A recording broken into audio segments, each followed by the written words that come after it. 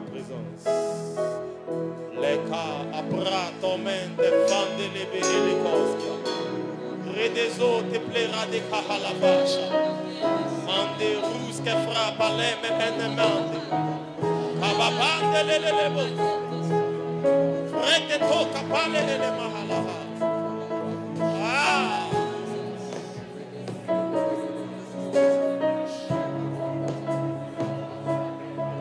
Merci.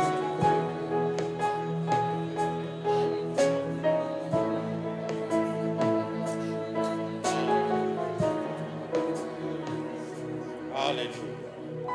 Mais ne nous laisse pas le droit de dire les choses que tu n'allais pas dire. Ne nous laisse pas le droit de faire les choses que tu n'allais pas faire si tu avais été en chair avec nous ici ce soir. Nous savons que tu es là dans ce lieu. Tu remplis déjà ici. Maintenant, remplis nos cœurs. Remplis nos bouches pour parler de toi. Nous ne savons pas comment le faire. S'il te plaît, aide-nous. Mais ne laisse pas que nos esprits, nos oreilles qui écoutent, laissent aller la parole qui est adressée à nos esprits.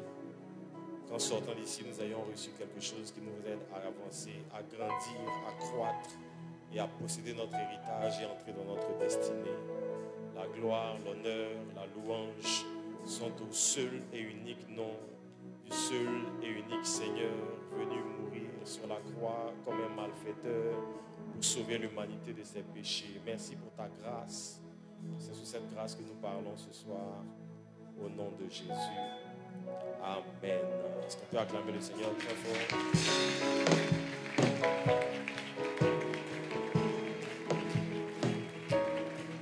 Assieds-toi, salue quelqu'un à gauche, salue quelqu'un à droite. Assieds-toi dans la présence de Dieu. Bonsoir à tous et à toutes. Bonsoir à tous et à toutes.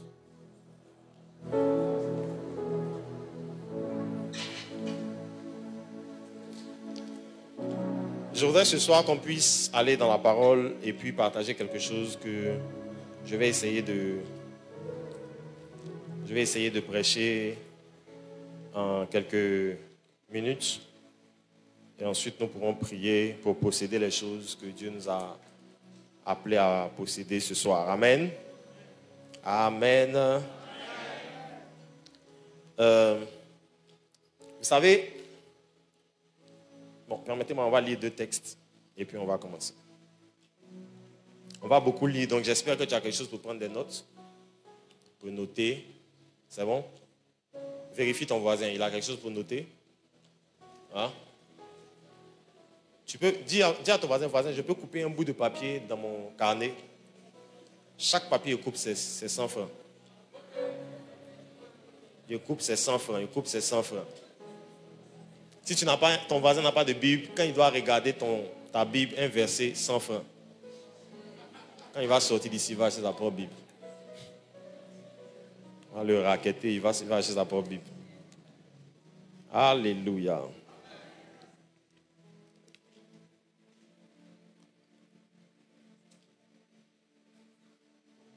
Lisons dans 1 Roi chapitre 19.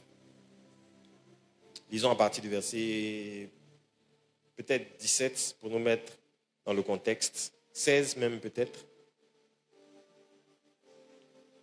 Verset 16, comme ça on va se remettre dans le contexte. Tu oindras aussi Jéhu. Bon, on revient au verset 15, voilà. Je vais lire le verset 18, mais voilà, super. Il dit, l'Éternel lui dit, va, reprends ton chemin par le désert jusqu'à Damas. Et quand tu seras arrivé, excusez-moi, tu oindras Hazaël pour roi de Syrie. Verset 16.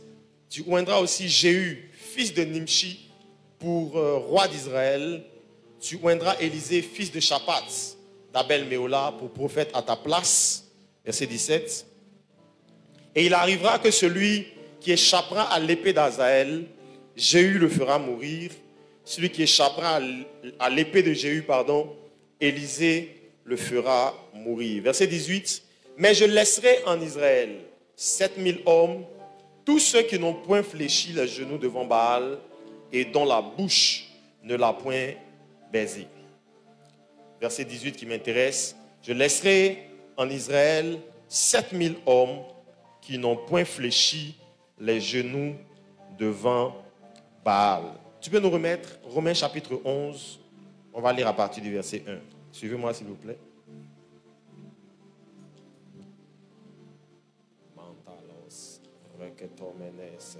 Romains 11 à partir du verset 1.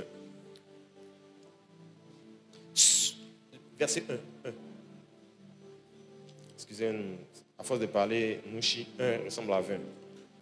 Je dis donc, Dieu a-t-il rejeté son peuple? Loin de là, car moi aussi, je suis israélite, de la postérité d'Abraham et de la tribu de Benjamin. Verset 2. Dieu n'a point rejeté son peuple, qu'il a connu d'avance. Ne savez-vous pas ce que l'Écriture rapporte d'Élie? Comment il adresse à Dieu cette plainte contre Israël. Verset 3. Seigneur, ils ont tué tes prophètes, ils ont renversé tes autels. Je suis resté moi seul et ils cherchent à m'ôter la vie. Reste un peu sur le verset 3 s'il te plaît. Seigneur, ils ont tué tes prophètes, ils ont renversé tes autels. Je suis resté moi seul et ils cherchent à m'ôter la vie. Verset 4. Mais quelle réponse Dieu lui fit-il? Je me suis réservé 7000 hommes qui n'ont point fléchi le genou devant Baal. Je me suis réservé 7000 hommes qui n'ont point fléchi les genoux devant Baal. Parole du Seigneur, dis-moi Amen. Et on commence. Écoutez-moi s'il vous plaît. Je vais commencer par vous montrer quelque chose. Vous savez, je me suis rendu compte que la plupart du temps, notre attitude dépend de notre lecture des saisons. Ça veut dire qu'un homme qui n'est pas capable de bien comprendre quand on est, à quel moment du calendrier, de la journée, de l'année, etc. on est, à quel moment de l'histoire de l'humanité on est, son attitude parfois est un peu en décalage avec les exigences de la saison dans laquelle on est. Tout le monde répète avec moi la saison. La saison, c'est un concept important. Je disais à quelqu'un que nous, par exemple, en Afrique, nos saisons ne sont pas trop différentes. Même en ce moment, il fait un peu froid. Il fait un peu froid les soirs, non? Voilà, normalement, il fait un peu froid. Et puis, en Côte d'Ivoire, on dit, ah, ça, c'est temps de maladie. Oh. Ce n'est pas temps de maladie, c'est juste que c'est un temps où, quand tu portes ton t-shirt, il faut mettre une petite blouse dessus. Sinon, ce n'est pas temps de maladie. C'est la saison à changer. Mais comme culturellement, on n'a pas l'habitude de s'habiller d'une certaine façon, de changer les vêtements en fonction des saisons, on ne se rend pas suffisamment compte que ce temps-là, il est plus méchant que le temps qui vient après.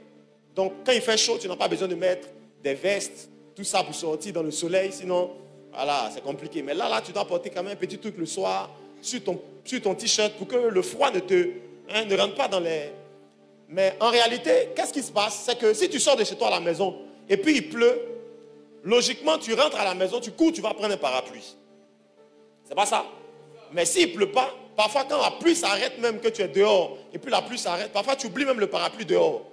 Si tu es dans le taxi et puis la pluie s'arrête, même en descendant du taxi que tu as pris en sortant de la maison, tu peux oublier le parapluie. Parce que la saison a changé. Vous voyez, non? En réalité, on ne se rend pas suffisamment compte de comment la saison influence nos actions, nos choix, nos décisions et les actes que nous posons. Beaucoup d'entre nous ne savent pas ce que moi j'appelle la puissance du calendrier. Est-ce que vous savez que quand on va arriver au mois de décembre, tu vas sentir comme s'il y a une pression sur la vie des individus. Il va commencer à garder son argent, elle va commencer à mettre de l'argent de côté, parce que la fin de l'année arrive, elle doit être en mesure de pouvoir faire un repas à la famille, acheter des cadeaux aux enfants. Le 31 décembre, le 24 décembre, on doit pouvoir faire quelque chose quand même à manger à la maison. Toi au moins, tu dois te dire, même si je ne me suis pas bien habillé toute l'année, quand même, le 31 décembre, venir au culte là, je dois quand même être bien habillé. Donc tu vas mettre de l'argent de côté, c'est pas ça? Tu vas mettre un peu d'argent de côté pour que quand même la fin d'année, même si l'année était difficile, le 31 quand même tu viens à l'église, tu es bien mis, bien mise, c'est pas ça? Écoutez-moi s'il vous plaît. Mais en réalité, le 31 décembre là, c'est un jour comme les autres. Quelle est donc la différence entre le 31 et le 1er? Entre le 31 décembre et aujourd'hui le 28, 27 juillet. Aujourd'hui 27 juillet. Et le jour qui va être 31 décembre là, c'est quoi la différence? Est-ce que le 31 décembre a plus d'heures qu'aujourd'hui 27? Est-ce que le 31 décembre, le ciel devient vert, rouge, bleu, ou bien les anges tombent le 31 et puis ils apparaissent. Il n'y a rien de spécial, c'est un jour comme les autres. Ce qui rend le jour spécial, c'est le calendrier. C'est qu'on vit dans un emploi du temps, on vit dans un calendrier qui nous impose que ce jour-là, il y a une attitude spéciale à avoir. En réalité, vous ne vous rendez pas suffisamment compte que nous tous ici, nous sommes influencés par les saisons et par le calendrier. C'est pour ça que quand Dieu va avoir... Est-ce que je peux prêcher? Quand Dieu va avoir une relation avec son peuple, le peuple d'Israël, première des choses qu'il va faire pour réglementer sa relation avec son peuple, il va imposer à Israël un calendrier. La Bible appelle le calendrier des fêtes, le calendrier des récoltes, le calendrier agricole, parce que l'agriculture était mêlée aux fêtes spirituelles en Israël. Je vais vous expliquer ça tout à l'heure. Mais Dieu va imposer un calendrier à Israël pour réglementer sa relation avec eux, pour qu'Israël sache. Est-ce que tu sais que si tu as une amitié qui ne t'impose aucun calendrier, où il n'y a pas de règles, toi et moi on ne s'appelle pas à partir de 22h, à partir de minuit, il ne faut pas m'écrire, le matin, attends à 10h pour m'écrire. Quand il n'y a pas de règles dans une relation entre toi et quelqu'un, c'est le désordre. Chaque relation impose un ordre, un calendrier, un programme, un timing, des saisons où on peut faire, des saisons où on ne peut pas faire. C'est pour ça que l'être humain lui-même qui a été créé, il se réveille le matin, il dort la nuit. Même si tu cherches l'argent, que tu dors le matin et que tu travailles la nuit, ton corps va te dire que tu es en train de chercher l'argent, certes. On te paye le salaire, certes. Mais en réalité, ton corps va te dire que tu es en train de vivre un dysfonctionnement par rapport à comment les saisons étaient établies pour qu'on fasse certaines choses. Tu es d'accord avec moi? Ceux qui font un travail de nuit ont toujours le sentiment de ne jamais être suffisamment bien reposés. Quand tu rentres le matin, oui, tu rentres le matin, on peut même te laisser dormir jusqu'à 18h. Quand tu te réveilles à 18h, c'est comme si c'est maintenant que tu as besoin d'aller te coucher encore. Parce que tu es juste en train de faire quelque chose qui est hors du temps de la saison et du calendrier. Beaucoup d'entre nous, on ne se rend pas suffisamment compte que le calendrier influence nos choix, nos décisions, nos actions et la façon dont on se comporte. Tout le monde dit avec moi le calendrier, dis ça bien fort. Ok, quand Dieu donc va marcher avec Israël, il va donner à Israël un calendrier. Est-ce que je peux avoir 7 personnes? Venez vite, 7. Vous allez vous coincer un peu devant ici.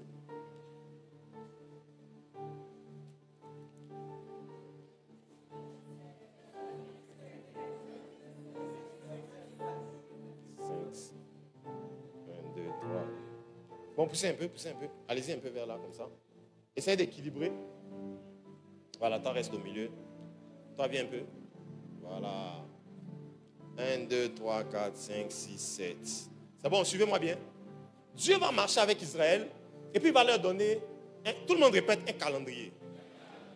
Il va donner à Israël ce qu'on appelle les fêtes, les 7 fêtes de l'Éternel, les 7 fêtes majeures de la vie qui va rythmer la vie d'Israël. Et suivez-moi bien. Dieu ne donnait pas juste des fêtes. Dieu donnait un programme, un calendrier. Suivez-moi, j'aime bien vous expliquer ça. La première des fêtes que Dieu a donné à Israël, c'est la Pâque. La Pâque avait lieu entre le 1er et le 14 du mois que les Juifs appellent Nissan. Ça correspond, nous, aujourd'hui, à notre mois d'avril, de mars, etc. Fin mars, mi-mars, avril. Ils avaient la première fête qui s'appelait la fête de Pâques. La fête de Pâques, c'était aussi la fête des semailles, où ils plantaient les graines. Parce que le peuple juif avait 2 activités majeures. C'était l'agriculture et c'était l'élevage. Ok? 2 activités majeures, agriculture et élevage. Et donc, la première fête, c'était une fête agricole. Toutes ces fêtes d'ailleurs sont presque des fêtes agricoles. Première chose, c'est que leur première fête était marquée par le jour, la période où ils devaient semer leurs graines. Donc, ça veut dire que si tu es juif, quand tu as une graine à semer, tu ne peux pas venir semer ça ici. Tu attends que le mois de la semaille ou la saison de la semaille arrive et puis tu plantes ta graine dans le sol. Est-ce que vous savez que parfois, ce n'est pas la méchanceté de Dieu qui ne nous donne pas de résultats, c'est notre incompréhension de la saison qui fait qu'on sème des semences qui ne donnent jamais de fruits. Il fallait semer, mais dans une saison particulière. Première, c'est pour ça que lorsque l'apôtre Paul explique le mystère de la Pâque, il dit Christ a été semé. Il parle de Jésus comme d'une semence. Il dit, Jésus lui-même va dire, si le grain de blé qui tombe en terre ne meurt, il ne peut pas porter beaucoup de fruits. Il faut qu'il en soit fait ainsi parce que c'était l'époque où on semait les graines à cette époque, enfin en Israël. Première fête, donc, c'était la fête de Pâques qui correspond à une fête où tu prends ta semence et puis tu viens semer. Si tu n'as pas semé à la Pâque, tu n'as pas le droit de venir attendre le jour où les gens qui ont semé viennent attendre. Ne vous trompez pas, ce qu'un homme aura semé, il le moissonnera aussi. ne vous... Ça veut dire qu'il ne faut même pas te séduire. Tu n'as rien semé, tu n'as pas le droit de venir au rendez-vous de la moisson. Mais je prie et je lève la main sur l'autel du révérend.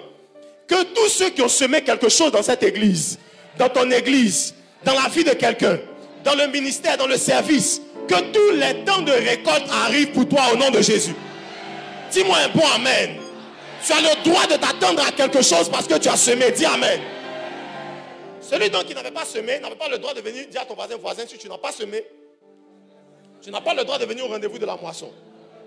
Celui qui n'a pas travaillé pour Orange pendant les 30 jours du mois n'a pas le droit de se pointer à la fin du mois pour dire je veux un salaire. On récolte ce qu'on a. On récolte ce qu'on a. Deuxième fête d'Israël, donc après la fête de Pâques, Dieu va donner une autre fête à Israël. Et après la fête de Pâques, il va leur donner la fête des pains sans levain. C'était la deuxième fête ici. Suivez-moi bien s'il vous plaît. C'était la deuxième fête ici. Lève la main. Pains sans levain. C'était la deuxième fête en Israël. D'ailleurs, quand le Nouveau Testament va en parler, il va dire un peu de levain fait lever toute la pâte. Le levain chez les Juifs, c'était le symbole du péché. Hein? Écoutez-moi s'il vous plaît, je vais vous expliquer quelque chose. C'est pour ça que quand Jésus vient mourir, Jésus offre son sacrifice. La première chose que Jésus fait, avant que le sacrifice de Jésus ne revienne à la résurrection, d'abord, il va donner la victoire sur le péché. C'est pour ça que Jésus meurt à la Pâque, pour qu'entre la Pâque et la moisson, ou la récolte, il y a d'abord la fête des pains sans levain, où la semence qui est semée va être retirée de sa levure. Donc, le sacrifice qui est offert va nous permettre de vivre une vie loin du péché. La fête des pains sans levain arrivait après la fête de Pâques. Suivez-moi bien, s'il vous plaît. Dis avance apôtre. La troisième fête, c'était la fête des prémices. La fête des prémices, c'était que tous ceux qui ont fait un peu le village, comme moi, je n'ai jamais fait, tous ceux qui ont fait un peu le village savent que quand tu plantes quelque chose, ce n'est pas tout qui vient en même temps. Hein? Il y a d'abord les premiers fruits qui sortent. Qui a fait le village comme ça ici? Qui a, en tout cas, planté, fait le champ. Il y a un frère qui est dans une démarche. Il ne veut même pas qu'on sache qu'il a fait le village. On dit qui a fait le village, il fait ça. Ouais. Le gars est dans une approche. Il ne veut pas que la sœur sache qu'il a fait le village. Personne ne lève la main, révérend. Personne n'a levé la main. Qui a fait le village?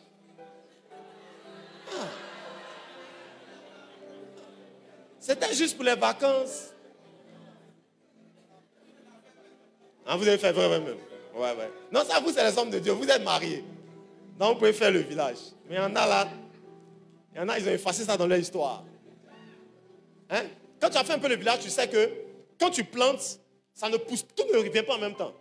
Il y a ce qu'on appelle, même dans le langage, on appelle ça les prémices. Les prémices, ce sont les premiers fruits de ta grande récolte qui arrive.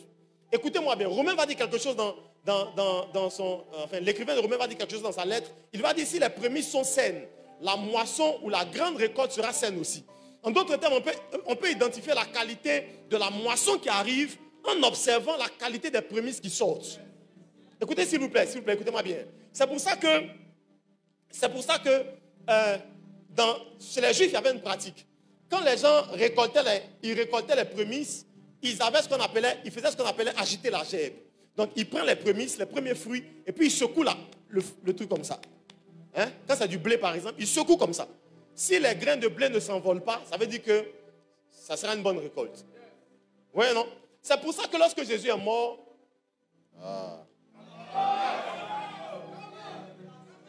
c'est pour ça que lorsque Jésus est mort, il est d'abord allé le premier. La Bible dit qu'il a ressuscité le premier comme prémisse de tous ceux qui sont morts. Parce que Jésus devait aller d'abord. Et la qualité de sa résurrection allait déterminer la qualité de notre vie avec lui. En d'autres termes, si Jésus rentrait dans les enfers, dans la mort, et puis la mort le retenait, aucun autre individu n'allait pouvoir sortir et vivre la vie de Dieu parce que le premier a échoué. Jésus, donc, l'apôtre Paul dit, il est les prémices de ceux qui sont morts. Parce que quand on prend la gerbe, on secoue comme ça, on voit si c'est bon. Ça veut dire que tous ceux qui vont venir après seront bons aussi. J'ai envie de t'annoncer quelque chose. Ta vie est de bonne qualité parce que la prémisse a été testée. Dis à ton voisin, on a testé la prémisse. Comment? Pâques, pain sans levain, prémices. Et quatrièmement, après les prémices, arrivait maintenant ce qu'on appelait la fête de Pentecôte ou la fête des moissons, ça dépendait. C'est à la Pentecôte, on est où? Quatrième, c'est ici. C'est à la Pentecôte, lève la main. C'est à la Pentecôte, c'est bon, tu peux baisser. C'est à la Pentecôte qu'on récoltait ce qu'on avait semé ici. Donc tu ne peux pas venir nous attendre là. Il y a des gens qui sont comme ça dans les mariages. Tu n'es pas. Tu n'es pas venu où on a dit oui, mais tu nous attends au cocktail. Est-ce que tu sais s'ils se sont refusés à la mairie, tu sais? Donc toi, tu as déjà assis à la table numéro 7.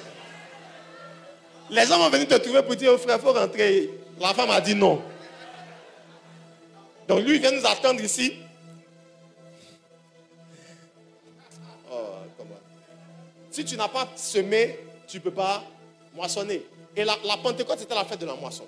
C'est la raison pour laquelle, écoutez-moi bien s'il vous plaît. À la fête de la moisson, vous allez voir que c'est la première fois où des gens qui n'étaient pas juifs vont être saisis par le Saint-Esprit.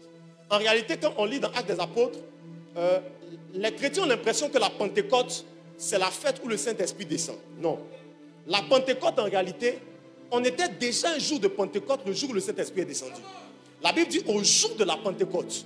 Ça veut dire qu'avant que le Saint-Esprit ne vienne, on était déjà un jour de Pentecôte. Qu'est-ce que Dieu a fait? Il a juste voulu que la descente de son esprit coïncide avec la moisson, la fête de la moisson. Parce que la venue du Saint-Esprit correspondait à quelque chose. Ça correspondait au fait que maintenant, la semence que Jésus a semée il y a quelques jours va donner sa moisson ici. Écoutez-moi maintenant, vous êtes là?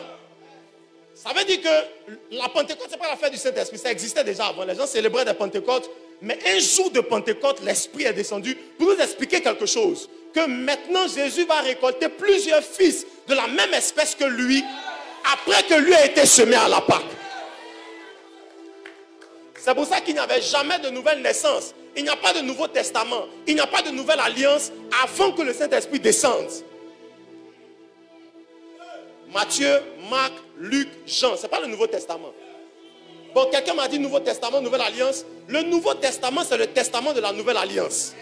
Donc, tu ne peux pas séparer le Nouveau Testament et la Nouvelle Alliance. Il ne faut pas, on va se fatiguer. Le Nouveau Testament, c'est le testament de la Nouvelle Alliance. Et il n'y a pas de Nouvelle Alliance s'il n'y a pas de Saint-Esprit qui vient moissonner les fils que Jésus a livrés, pour lesquels Jésus s'est livré à la croix. C'est pour ça que le Nouveau Testament commence dans Actes des Apôtres. Tout ce qui est avant là. D'ailleurs, dans Matthieu, Marc, Luc et Jean, Jésus, on l'a pris, on l'a circoncis. Ton t'a circoncis. Le 8e jour, ses parents le prient et allaient le faire circoncis. Ton t'a circoncis. Pourquoi on t'a pas circoncis? Comme rituel chrétien. Sinon, il sait que la circoncision, c'était un rituel. Parce qu'il y en a qui ont envie de dire, ah, maman m'a fait. Hein? C'était un rituel. Ça n'a pas été fait comme un rituel pour toi. Pourquoi? Parce que maintenant, toi, tu as la circoncision du cœur. C'est à cause du Saint-Esprit. Vous êtes avec moi, non? Donc Jésus a semé et à la Pentecôte, on va maintenant moissonner. Écoutez-moi maintenant ici, je vais faire une petite pause. La Pentecôte, ce n'est pas un jour. La Pentecôte, ce n'est pas une fête. La Pentecôte, ce n'est pas un événement. La Pentecôte, ce n'est pas une fête chrétienne. La Pentecôte, c'est une saison. C'est la raison pour laquelle, jusqu'à ce que Jésus revienne une deuxième fois, nous sommes encore au jour de la Pentecôte. Parce que le but de la Pentecôte, c'est de moissonner toutes les âmes pour lesquelles Jésus est mort à la croix. Et tant que la moisson de ces âmes n'est pas terminée, nous sommes encore en saison de Pentecôte. Sinon, nous serons convertis et puis aller au ciel. Si on est encore en train de travailler sur la terre, gagner des âmes, évangéliser, annoncer l'évangile, guérir les malades, rectifier les destinées, c'est parce qu'on a encore des âmes à moissonner pour lesquelles Jésus est mort. Le temps n'est pas encore terminé. Vous êtes avec moi? Dites avec moi la Pentecôte, bien fort. Et le problème, c'est ici, c'est que juste après la Pentecôte, il y avait, je regarde pour ne pas me tromper, hein. Il y avait la fête des trompettes, et juste après la fête des trompettes, je vais aller vite, il y avait la fête il y avait le jour des expiations, si vous voulez, et il y avait ensuite la fête des tabernacles. Donc la fête des trompettes, la fête des expiations et la fête des tabernacles. Écoutez-moi bien s'il vous plaît. Ça, c'est toute votre Bible qui est là. Jésus est mort. Il nous a fait vaincre le péché. Il est ressuscité en premier. Prémisse de tous ceux qui vont ressusciter. Nous allons être enlevés au son de la dernière trompette. Après l'enlèvement de l'Église, il y aura les tribulations sur la terre. Donc le sang va couler. C'est pour ça que l'écrivain d'Apocalypse dit que les gens seront sauvés, mais au prix de leur propre sang. Parce qu'on revient à une fête d'expiation. Le sang va encore couler. L'expiation dans l'Ancien Testament, c'était l'animal qui offrait la liberté par son sang, par son sacrifice. Donc comme le sacrifice de Jésus est fini, l'Église est partie à la trompette. Maintenant, ceux qui vont rester là sur la terre, ils vont être sauvés au prix de leur propre expiation.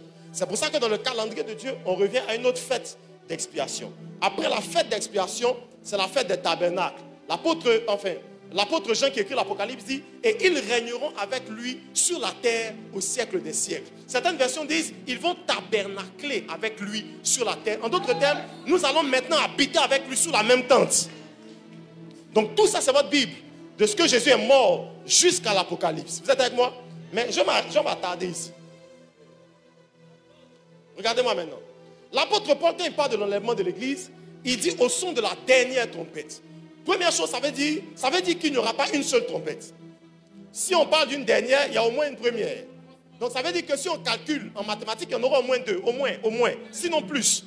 Donc ça veut dire quoi? Ça veut dire que comme les deux fêtes sont proches, l'Église aujourd'hui est dans la fête de Pentecôte. C'est pour ça que après, quand l'Église sera enlevée, il n'y aura plus d'assemblée d'église, il n'y aura plus de veillée.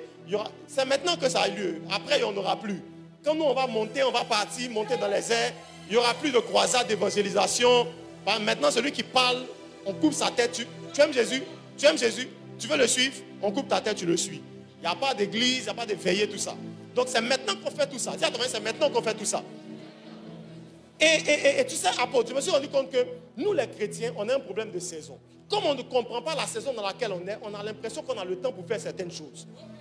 Mais en réalité, quand on discerne le calendrier de Dieu, qu'on comprend les saisons, on commence à faire les choses différemment. Parce qu'en fait, l'église qui est là n'est pas censée rester là éternellement. Une saison va arriver où l'église va être enlevée au son de la trompette et il y a une autre fête qui va venir.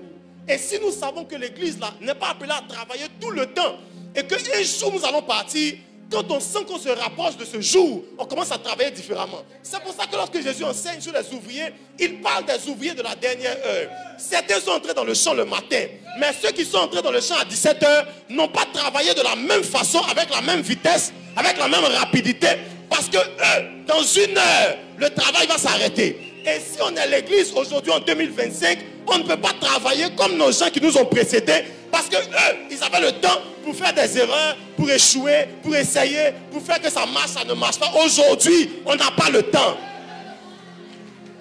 Dis à ton voisin, on n'a pas le temps. On doit gagner des âmes, on doit sauver les jeunes, on doit sauver les vies, sauver les quartiers, sauver les nations. On n'a pas le temps. Si tu es appelé, fais bien ton appel. Si tu écris des livres, écris tes livres. Si tu veux chanter des chansons, chante des chansons. We don't have time.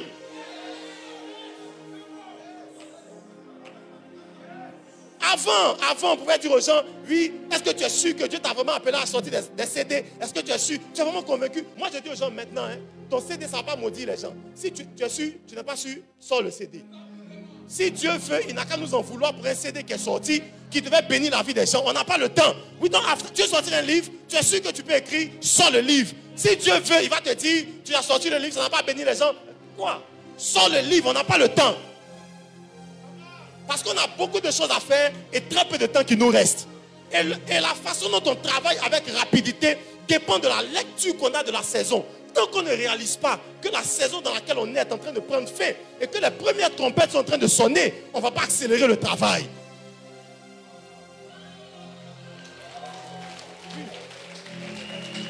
C'est pourquoi les églises de maintenant, révérend, les églises de maintenant, on vient au culte matin, on reste là jusqu'à 17 h, 18 h. On n'a pas le temps. Avant, les gens pouvaient venir à l'église religieusement, il n'y a pas le feu, il finit le culte, à 10 h, 11 h, il est parti à la maison, il fait ses occupations. Aujourd'hui, là, on a besoin des gens qui sont là, qui vont travailler pour le royaume. On n'a pas le temps. Nous sommes une génération spéciale, on n'a pas le même appel, on n'a pas le même fardeau, on n'a pas la même urgence. On n'a pas la même urgence. Je disais à quelqu'un qui m'a dit, apôtre, toi normalement, apôtre, bon, vu comment tu voyages là, bon, toi normalement, on ne doit même plus te saluer. Il dit, tu ne vas pas me saluer, pourquoi? Voyager aujourd'hui, c'est un luxe. En 2025, on voyage pour servir Dieu. Si ton appel va t'emmener hors du pays, ça va t'emmener hors du pays. Ce n'est pas pour faire le malin. On n'a pas le temps. On n'a pas le temps. Regardez les footballeurs professionnels. Il a fini une saison. Après la saison nette, ils sont allés aux États-Unis faire une Coupe du Monde. Ils n'ont pas le temps. Ils vont faire 2 semaines de vacances rapidement. Ils vont aller préparer l'autre. Vous pensez que voyager, c'est faire le malin? Non, non, non. Voyager, c'est parce que le travail exige que maintenant on le fasse comme ça. On n'a pas le temps, on n'a pas le temps. Et ce qui nous empêche d'être vifs, c'est qu'on n'a pas la bonne lecture de la saison dans laquelle on se trouve. La dernière trompette est sur le point de sonner. L'église est sur le point d'être enlevée. Mon ami, si tu as besoin d'attendre d'être convaincu pour ça d'abord, le jour où tu seras convaincu, ça aura déjà sonné. Tu as besoin de preuves d'abord, attends. Le jour où tu auras ta preuve, on sera déjà parti. Mais regardez le monde dans lequel on est. Regardez le monde dans lequel on vit. Le monde d'intelligence artificielle. Regardez le monde. Notre monde là n'est pas pareil que le monde de nos parents, nos grands-parents. Aujourd'hui, je me demande même à quoi ça sert même d'avoir des téléphones. Parce qu'en fait, tu n'as même plus de secret. Si quelqu'un demande à une intelligence, est-ce que tu connais le prophète Sabi, rappelle-moi ton prénom, pardon. François. Est-ce que tu connais Sabi François? L'intelligence artificielle va tout dire au sujet de Sabi François, sans l'avoir jamais vu. Il sait déjà tout au sujet de tout le monde. Dans quel monde on vit? On ne vit pas dans un monde normal. We don't have time, on n'a plus le temps. La saison a changé. Regardez, je vais vous montrer quelque chose rapidement. Assieds-toi 2 minutes. Vite, vite, vite, vite.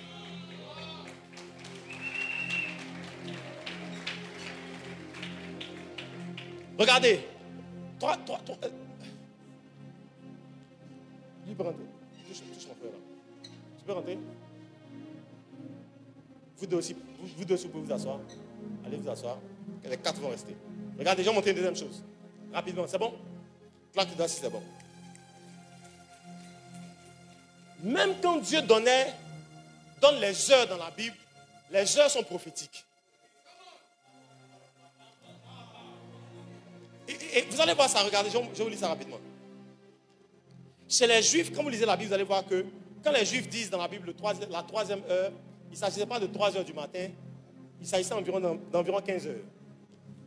Hein? Quand il disait par exemple la 6e heure, il s'agissait de 18 heures le soir. Quand il disait par exemple la 9e heure, c'était 21 heures le soir. Et la 12e heure, c'était minuit. Donc ça veut dire que la façon de lire le calendrier avait un petit décalage par rapport, enfin le calendrier. L'horloge avait un petit décalage par rapport à nous. Je vous montre des exemples bibliques rapidement.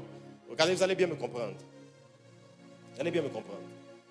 Quand Jésus s'en va mourir, vous allez voir que dans Marc chapitre 15, verset 25, on est à la 3e heure. On est à quelle heure? C'était la 3e heure quand ils le crucifiaient. Marc 15, verset 25. Et quand on arrive à minuit, dans la Bible on dit souvent le milieu de la nuit. Minuit, ça veut dire milieu de la nuit. Ok? Quand on arrive à minuit, Matthieu 25, verset 6. Je vais vous montrer rapidement quelque chose, vous allez bien me comprendre. Au milieu de la nuit, on cria, voici l'époux, allez à sa rencontre. Ça veut dire que Jésus meurt à 15 heures et à minuit, l'époux doit revenir. Donc l'église va être enlevée. Écoutez-moi bien s'il vous plaît. Vous êtes là? Suivez bien, hein? Ne me perdez pas.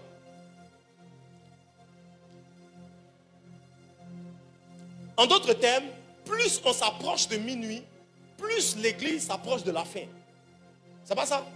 Je répète, plus on s'approche de minuit, plus l'église s'approche de la fin. Retenez que dans la Bible, minuit c'était la 12e, c'était le milieu de la nuit, c'était la 12e heure. Je vous montre maintenant 2 autres versets. Actes des Apôtres chapitre 3 verset 1.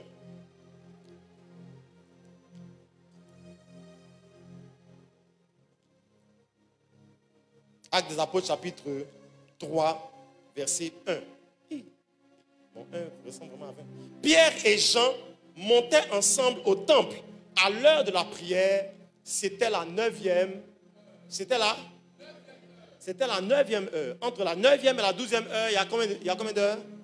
Donc ça veut dire que là, on était à environ 21 heures. C'était la 9e heure. Ils montaient à l'heure. Suivez-moi bien, s'il vous plaît. Suivez-moi très bien. Ça veut dire que Jésus est mort à 15 heures. Prophétiquement, les apôtres sont montés au temple à la 9e heure. Et l'époux doit revenir à la 12e heure. En d'autres termes, nous n'avons qu'entre la 9e et la 12e heure, nous avons 3 heures. C'est pas ça?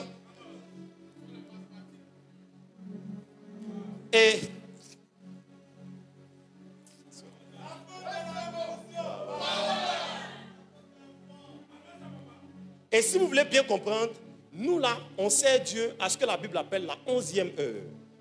En d'autres termes, entre nous et la fin, il ne reste qu'une heure.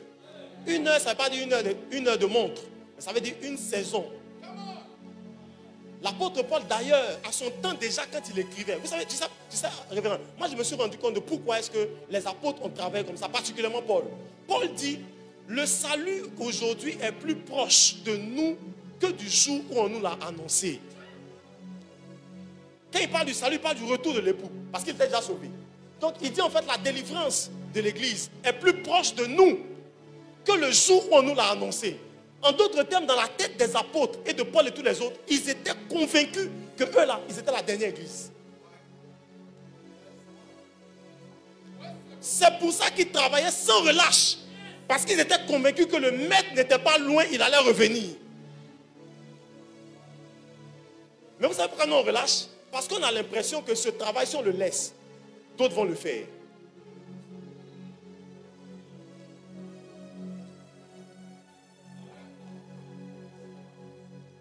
Et donc ton attitude, vous pouvez vous asseoir, acclamons pour eux. Ton attitude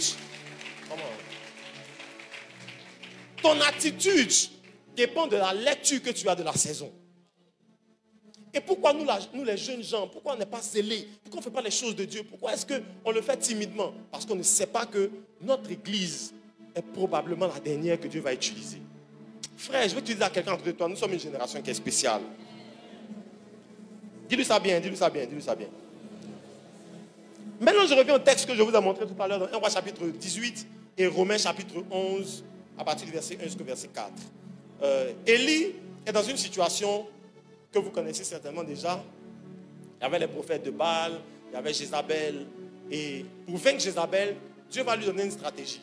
Il va lui dire, premièrement, va reprendre ton chemin.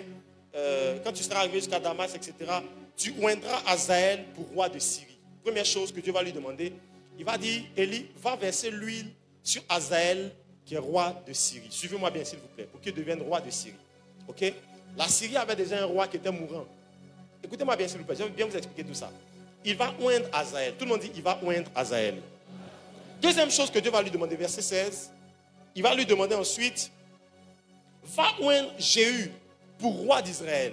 Donc, première chose, va oindre Hazaël pour roi de Syrie. Deuxième chose, pour vaincre Jézabel, mets l'onction sur Jéhu pour que lui devienne roi d'Israël. Jéhu n'était pas roi d'Israël, c'était Akab. Vous êtes d'accord avec moi, hein? Ok.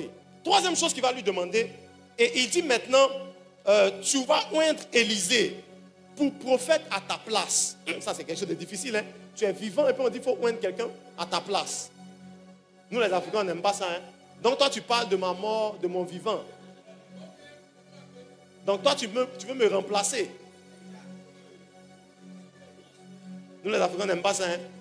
C'est-à-dire qu'on allait entendre tout, mais la partie, on dit, oins-lui là à ta place, ça va dire à Dieu, attends. Il n'est pas prêt. Cet enfant-là n'est pas prêt, Seigneur. Il y a encore une semence d'orgueil dans son cœur. Il n'est pas prêt. Donc, il allait oindre Jéhu, il allait oindre Hazaël. Mais si Élisée là, il dit, pardon, je suis encore vivant. Hein? Donc Dieu va lui dire de faire 3 onctions pour vaincre Jézabel. Jézabel, c'est quelqu'un. Hein? Pour vaincre Jézabel, il faut oindre 3 personnes.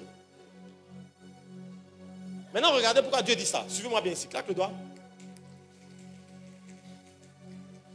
Bon, la première chose que Dieu demande n'est pas normale. Parce que la Syrie, ce n'est pas Israël. Dieu est le Dieu d'Israël. Élie est le prophète de la nation d'Israël. Élie n'est pas le prophète du pays des gens. Pourquoi Dieu demande à Élie de oindre le roi qui va être établi sur le pays de quelqu'un d'autre?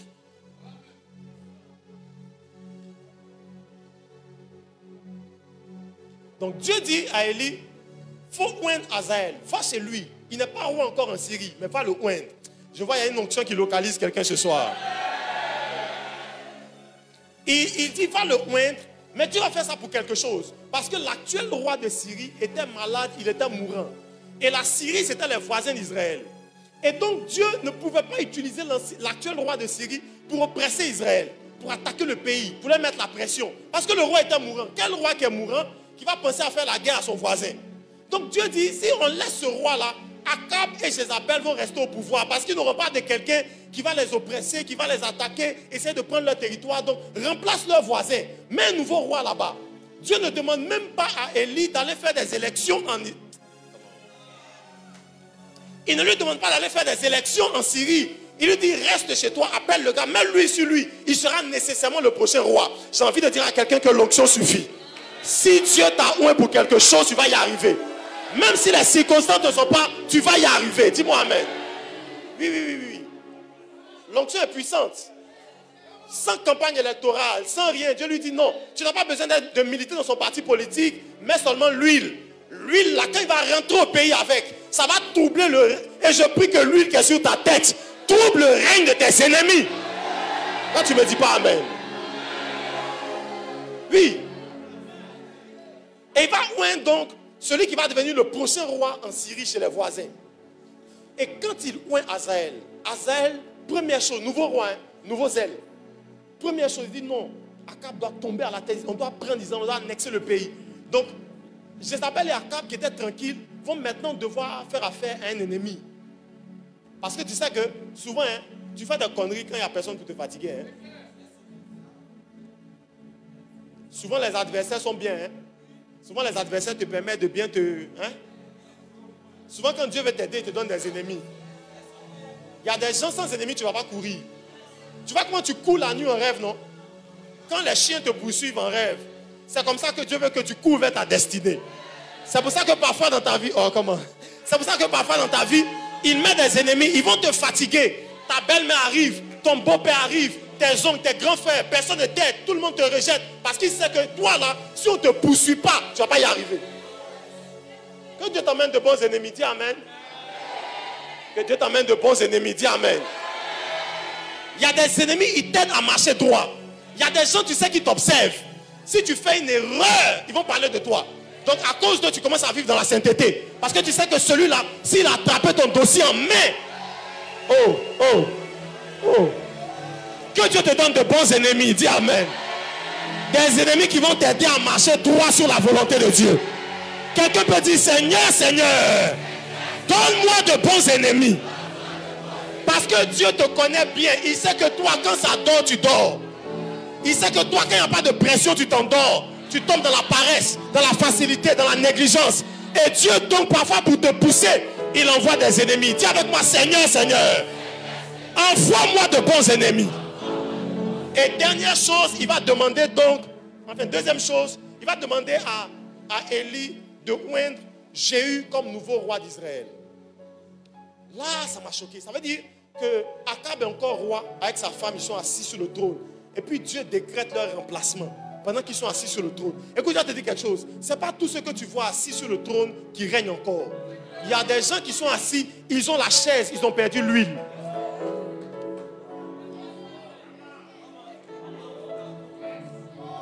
Il y a des gens, ils ont encore le titre, ils ont encore le poste, ils ont perdu la grâce qui est avec le poste. Je prie que s'il le faut, Dieu laisse tes ennemis sur la chaise, mais que Dieu te donne l'huile. Que Dieu laisse tes ennemis sur le trône, mais que Dieu te donne l'onction pour ce trône. L'onction ne respecte, le trône ne respecte pas le poste. Le trône respecte celui qui a l'huile sur sa tête. Et un jour, à cause de l'onction sur ta tête, le trône va se séparer de celui qui n'a pas l'huile pour venir s'attacher à toi. Je dis, je déclare sur ta vie, à cause de l'huile, il y a un nouveau trône qui arrive, qui m'a dit amen, que Dieu change sa position, qui m'a dit amen, Que Dieu délocalise le trône vers lui. Qui m'a dit amen. Que Dieu dépossède ses ennemis et qu'il lui donne la place. Dis-moi amen fort. Il y a des gens qui ont le trône, ils sont assis, ils ont perdu l'huile. David était un petit garçon qui se promenait dans les champs. On l'avait oué à l'incognito, devant les yeux de personne, seulement devant sa famille. David, si tu l'avais connu, tu allais te moquer de lui pour dire, David, toi tu es le roi de ta famille, tu n'es pas le roi d'Israël.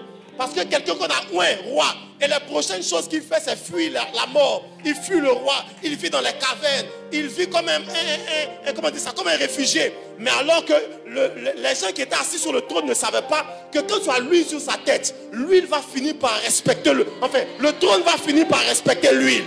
Et quel que soit ce que Saül pouvait faire, il ne pouvait pas détruire quelqu'un qui avait déjà reçu l'huile sur sa tête. Je prie pour quelqu'un à cause de l'huile qui est sur ta tête, tu n'échoueras pas. J'ai dit à cause de l'huile qui est sur ta tête, toi tu n'échoueras pas. On peut échouer dans ta famille, on peut échouer autour de toi, mais toi il y a l'huile. Mets la main droite sur la tête, dis Seigneur, Seigneur, à cause de l'huile qui est sur ma tête, moi je n'échouerai pas. Assieds-toi de minutes, assieds-toi. Et il va demander donc de oindre Jéhu comme nouveau roi d'Israël. Nouveau roi pendant qu'il y a déjà un roi. Et l'onction va précipiter la chute d'Akab. Parce que Akab est encore roi, parce que personne n'avait reçu l'huile qui était sur sa tête là. On n'avait pas encore arraché pour mettre ça sur quelqu'un. Il y a des gens qui sont encore rois parce qu'on ne t'a pas encore oint. Il y a des gens qui sont encore assis parce que l'onction n'a pas encore été transférée. Mais à partir de ce soir, à cette école de champions, il y a une nouvelle onction qui va tomber sur toi et qui va arracher le trône à tes ennemis. Et troisième chose qu'il demande à Élie, il va lui dire, oint Élisée comme prophète à ta place. Oint Élisée comme prophète à ta place. Écoutez-moi s'il vous plaît. Dieu était dans une démarche que Élie ne comprenait pas. Vous savez, c'est là où je vais terminer mon message avec vous. Élie avait un problème. C'est que Élie avait le problème de tous les leaders, tous les grands hommes avec lesquels parfois Dieu a fait de grandes choses. Élie était un prophète qui de son temps, il n'avait pas connu de prophète comme lui en Israël. Enfin, qui avait fait autant de miracles, qui avait eu autant de charisme, qui avait fait autant bouger la nation, qui avait parlé aux rois, parlé aux autorités, que les chefs, les rois d'Israël respectaient. Israël avait rarement eu un prophète comme lui. Et très souvent, quand un homme a fait de grands exploits, il a un sentiment qui naît dans son cœur. C'est que si moi, Dieu ne m'utilise pas, il va utiliser qui? Si un jour j'arrête, est-ce qu'on va encore pouvoir faire ce que moi j'ai fait? Est-ce que quelqu'un pourra réaliser ce que moi j'ai réalisé? Est-ce que la nation va continuer à fonctionner bien? Est-ce que les gens vont pouvoir continuer à craindre Dieu? Si moi, Élie, je ne suis plus là. Et Dieu regardait le cœur d'Élie. Cette troisième chose que Dieu demande à Élie là, c'était un test par rapport à son cœur. Pour voir si est-ce que le gars là est capable de comprendre que je suis Dieu, je ne suis pas Dieu lié à un homme. Je ne dépends pas de la grâce, de l'onction et des capacités et des performances qu'un homme a déjà réalisées. Et je peux faire ce que j'ai fait avec toi. Je peux le faire avec quelqu'un d'autre. Je peux même faire mieux avec quelqu'un d'autre. Il va lui dire donc, va tu oins Élisée à ta place pendant que tu es encore vivant. Et c'est là qu'on va se rendre compte quand on lit le chapitre suivant, enfin le chapitre précédent, de pourquoi est-ce que Dieu avait donné cette dernière instruction. Parce que dans le chapitre précédent, au chapitre 18, quand Dieu va dire à Élie, enfin quand Élie va parler à Dieu, il va lui dire, je suis seul. On a lu ça dans Romains. Il va lui dire, je suis seul en Israël. Tous les autres là, ils se sont vendus. Tout le monde est corrompu. Tout le monde a fléchi le genou devant Baal. Tout le monde a été corrompu par Akab et par son épouse. Donc, dans la tête, moi, c'est ce que j'appelle le syndrome d'Élie. Les gens qui croient que, à part eux là, Dieu n'a oint personne. Dieu va utiliser personne. Si eux ils quittent là, s'ils ne font pas la tâche, personne ne pourra faire ça bien. Vous savez, quand quelqu'un fait bien, il a le sentiment que s'il laisse et que quelqu'un vient faire, ça ne sera pas suffisamment bien fait comme lui il l'a fait. Élie avait ce syndrome là. C'est que lui croyait que Dieu l'avait tellement utilisé que quand il regarde autour de lui, il ne voit personne. Il ne voit aucun autre homme. Quand toi tu regardes dans un pays, dans une nation, et tu es incapable de voir que Dieu va choisir un autre homme à part toi. Il dit, je suis seul. Regarde, un jour quand Dieu m'a appelé, j'étais jeune. Dieu m'a dit ceci. Il m'a dit, je t'ai appelé, tu vas faire de grandes choses. Mais tu ne seras pas seul. C'est pour ça que ceux qui comprennent que Dieu ne les a pas appelés seuls à faire de grandes choses, respectent les autres onctions. Quand quelqu'un d'autre fait quelque chose de bon, tu sais apprécier. Parce que tu sais que Dieu ne va pas te choisir toi seul pour faire les grandes choses. Quelqu'un va faire un peu, l'autre va faire le reste, l'autre va faire la suite, l'autre va compléter, l'autre va terminer. Et Dieu va faire avec nous tous les choses qu'il a voulu faire sur la terre à notre époque, dans notre génération. Élie va dire à Dieu, il dit, Seigneur, je suis seul, je suis seul. Et la réponse de Dieu m'a choqué, il va dire ceci, il va dire, je me suis réservé 7000 hommes. 7000 hommes. Tout le monde répète avec moi maintenant, 7000 hommes.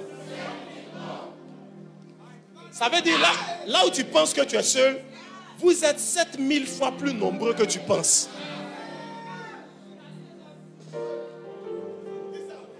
Oui, oui. Pendant que tu penses que tu es seul, c'est pour ça que, hein, prophète, personne n'est indispensable. Moi, je prêche depuis 2003. Des gens s'en vont, ils viennent, d'autres viennent. Personne n'est indispensable. Ce que tu refuses de faire à l'église, Dieu va envoyer quelqu'un d'autre, il va le faire. Personne n'est indispensable. Si tu veux, joue au piano jusqu'à quand tu joues, on sent que le toit bouge. Les anges veulent forcer le toit pour descendre. Le jour où tu fais le malin que tu laisses, Dieu va envoyer quelqu'un. Quand lui joue là, c'est le bâtiment qui se casse.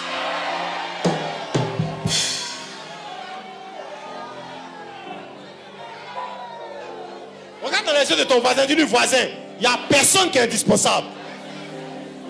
Dieu veut tout faire avec toi, mais Dieu peut tout faire sans toi.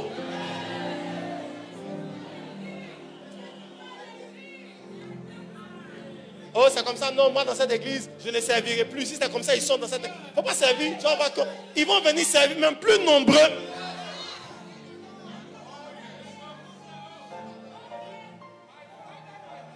Dieu va dire à Élie, je me suis réservé 7000 hommes qui n'ont point fléchi les genoux devant Baal. Et c'est là que j'ai découvert, en étudiant la Bible, que les 7000 hommes dont Dieu parlait à Élie ce jour-là, ce n'était pas juste pour dire quelque chose de symbolique.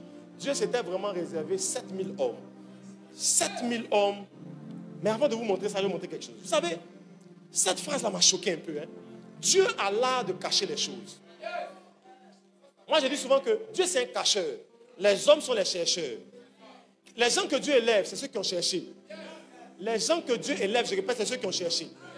Dieu ne donne pas. Personne n'a une chose importante et puis la laisse de façon apparente. Personne n'a quelque chose qui a de la valeur et puis la laisse comme ça. Quand quelque chose a de la valeur, si quelqu'un veut avoir, il veut te prendre ça, il doit chercher. Il doit mériter le fait que tu le lui donnes. Dieu est un Dieu qui cache. Sa science, c'est de cacher les choses. Mais la science des gens que Dieu élève, c'est de chercher et de découvrir. C'est pour ça que la Bible dit, la gloire de Dieu est de cacher les choses. Mais la gloire des rois, c'est sonder les choses que Dieu cache. Je prie que Dieu élève une génération de gens qui sondent, qui cherchent Dieu dans la profondeur. Ils cherchent Dieu dans le jeûne. Ils cherchent Dieu dans la prière. Ils cherchent Dieu dans la séparation. Ils cherchent là où les gens ne vont pas chercher. Ils veulent connaître Dieu comme les gens ne l'ont pas connu avant eux. Dis à ton voisin, Dieu cherche des chercheurs. Oui, parce que Dieu cache. Il cache. C'est sa responsabilité de cacher. Mais c'est notre responsabilité de sonder les choses que Dieu a cachées. Deutéronome 29, la Bible dit, les choses cachées sont à l'Éternel, notre Dieu. Les choses révélées sont à nous et à nos enfants à perpétuité. Il dit dans Jérémie 33, verset 3, invoque-moi et je te répondrai. Je t'annoncerai de grandes choses cachées que tu ne connais pas. Il y a trop de choses que tu ignores. Il y a trop de choses que Dieu n'a pas encore dit à aucun homme. Il y a trop de secrets que Dieu n'a pas encore révélés à l'humanité. Écoute-moi s'il te plaît. À l'époque où on faisait comment on dit ça? On faisait du coupé-décalé. On ignorait qu'on pouvait faire... Comment on appelle la chanson là maintenant? On ignorait qu'on pouvait faire maintenant le biama. Celui qui est mort avec le coupé-décalé, comment il s'appelle? Didier Arafat qui est mort avec le coupé-décalé, ne savait pas que quand lui il allait partir, on pouvait faire quelque chose d'autre qui n'avait pas encore été inventé. Quel que soit ce que tu as réalisé, il y a toujours une chose que Dieu n'a pas encore dit à quelqu'un. Et je prie pour toi, si tu lèves tes deux mains au ciel, que Dieu te révèle des secrets qu'il n'a pas encore révélés aux générations précédentes. Ta façon de dire Amen m'intrigue. Dis Seigneur, Seigneur, révèle-moi les secrets. Daniel dit, nous avons un Dieu dans les cieux qui révèle les secrets. Dieu prend plaisir à donner les secrets aux gens qui viennent chercher. Je prie que Dieu te révèle des choses qu'il n'a jamais révélées. Ce sont des choses que l'homme n'a point vues, que l'oreille n'a point entendues. Des choses qui ne sont jamais montées au cœur de l'homme. Mais des choses que Dieu a réservées dans cette temps pour ceux qui l'aiment. Est-ce qu'il y a des amoureux de Dieu ici? Les secrets sont pour toi ce soir. Si tu m'as dit Amen, Dieu t'amène un nouveau secret. Dieu t'amène une nouvelle règle.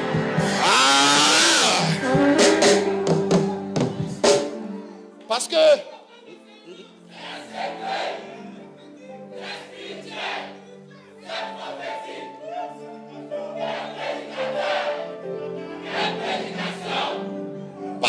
Parce que la science de Dieu, c'est de cacher les choses. Maintenant, je me suis posé la question au prophète, pourquoi Dieu cache les choses? Dieu cache les choses, premièrement, parce qu'il cache les choses qu'il veut préparer. Écoute-moi, s'il te plaît. Quand tu n'es pas encore connu, vu, visible. Vous savez, moi, le révérend disait tout à l'heure qu'aux autres Impact Jeunesse, il n'avait même pas de temple, il n'avait pas d'église. Il n'avait pas encore commencé son église et tout ça. Mais il partait, il assistait. Et nous tous qui prêchons aujourd'hui avec le micro, à qui les gens disent Amen, tu es béni, tu me bénis, tu es ouin, etc. Nous tous, un jour, on était assis au fond, en train de dire Amen aux prédications de quelqu'un. Personne ne nous connaissait. Personne ne savait qu'un jour on pourrait prêcher comme ça. Mais quand Dieu prend quelqu'un et qu'il le cache, il le cache pour le préparer. Parce qu'il sait que tu es destiné à de grandes choses. Et Dieu ne peut pas prendre le risque. Il ne peut pas parier à perte sur quelqu'un qui n'a pas préparé. J'ai envie que tu te tournes vers ton voisin de gauche. Dis-le voisin, Dieu te cache parce qu'il te prépare. Il te prépare à bouleverser les nations. Il te prépare à choquer ta génération. Il te prépare à relever la tête de ta famille. Il te prépare à écrire l'histoire. Dis à ton voisin, Dieu le prépare, c'est pour ça qu'il me cache.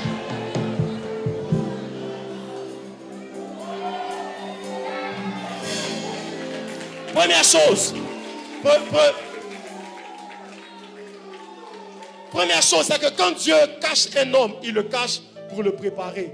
Dieu investit suffisamment de choses importantes pour qu'il te libère sans t'avoir préparé. Ton parcours compte aux yeux de Dieu. Ta réussite, c'est un investissement. Dieu ne veut pas que tu échoues. Dieu veut que quand tu vas représenter le royaume. Tu élèves le nom de Jésus là où tu vas. Il ne permet pas que tu échoues. C'est pour ça que quand tu te prends, il commence par te cacher pour te préparer. Deuxième raison pour laquelle Dieu cache les hommes. Dieu cache les hommes il cache les hommes pour les protéger, pour ne pas qu'ils meurent avant le temps et la saison. Parce que vous savez, la science du diable, c'est d'interrompre les destinées qui n'ont pas encore été manifestées. Et c'est pour ça que quand vous allez lire vos Bibles, vous allez voir qu'à chaque fois que le diable a voulu attaquer quelqu'un d'important, quelqu'un qui allait faire quelque chose de significatif, il n'a pas attendu qu'il naisse et qu'il grandisse. Il est parfois allé l'attaquer dans sa naissance, attaquer dans le ventre de sa maman. Il a attaqué des bébés dans le ventre de leur maman en Égypte. Il a attaqué la maman de Jésus pendant que Jésus n'était même pas encore formé dans le ventre de sa maman. Parce que le diable sait que quand un enfant naît et qu'il accomplit de grandes choses, c'est un peu trop tard. Le diable veut couper ta route prématurément. Il veut te court-circuiter pour ne pas que tu arrives au bout. C'est pour ça que quand Dieu sait que tu as un grand destin, il te prend et il te cache pour ne pas que tu meurs avant le temps. C'est alors que Jésus est né dans une apparence qu'il a cachée. La Bible dit qu'il n'avait rien pour attirer les regards. Il n'avait aucun signe par lequel on pouvait discerner que ce monsieur allait sauver l'humanité. Ceux qui l'ont connu dans son enfance allaient certainement le négliger parce qu'ils ne savaient pas que Dieu le cachait dans un emballage pour ne pas que le diable le tue avant la... Et je lève la main droite et je déclare, on ne te tuera pas avant ton temps. Je dis, on ne te tuera pas avant ton temps. Dieu ne permettra pas que tu meurs avant d'avoir accompli ce pourquoi Dieu t'a emmené sur la terre. Matthieu chapitre 2 verset 13. La Bible dit, lorsqu'il fut parti, voici un ange du Seigneur apparut en songe à Joseph et dit, lève-toi, prends le petit enfant et sa mère, fuis en Égypte, reste ici jusqu'à ce que je te parle, car Hérode cherchera le petit enfant pour le faire périr. Joseph se leva au verset 14. Il prit de nuit le petit enfant et sa mère et se retira en Égypte. Certaines versions disent et se cacha en Égypte. Je prie que Dieu te cache où tes ennemis ne pourront pas t'atteindre jusqu'à ce que tu entres dans ta saison. Je veux t'assurer, je suis venu au pupitre pour t'assurer que tu as un temps auquel Dieu va faire de grandes choses avec toi. Mais avant ce temps, le diable ne te touchera pas. J'ai dit avant ce temps, le diable ne te tuera pas. Dis-moi amen, j'avance un peu encore. Dieu cache les choses parce qu'elles sont précieuses. Vous savez, aucun homme ne garde exposé les choses qui ont beaucoup de valeur. Même toi, hein, même tu me regardes ici, tu es en train de dire amen. Hein, mais est-ce que tu sais combien d'argent j'ai sur mon compte en banque? Est-ce que je vais venir exposer mon compte en banque comme j'ai exposé ma chemise? Donc tu imagines que voilà mon relevé bancaire ici. Puis je me promène avec ça. Oh vous là, voilà l'argent que j'ai sur mon compte. Hein. Les choses importantes, on les cache. C'est la raison pour laquelle quand tu veux te déshabiller, tu vas dans ta chambre.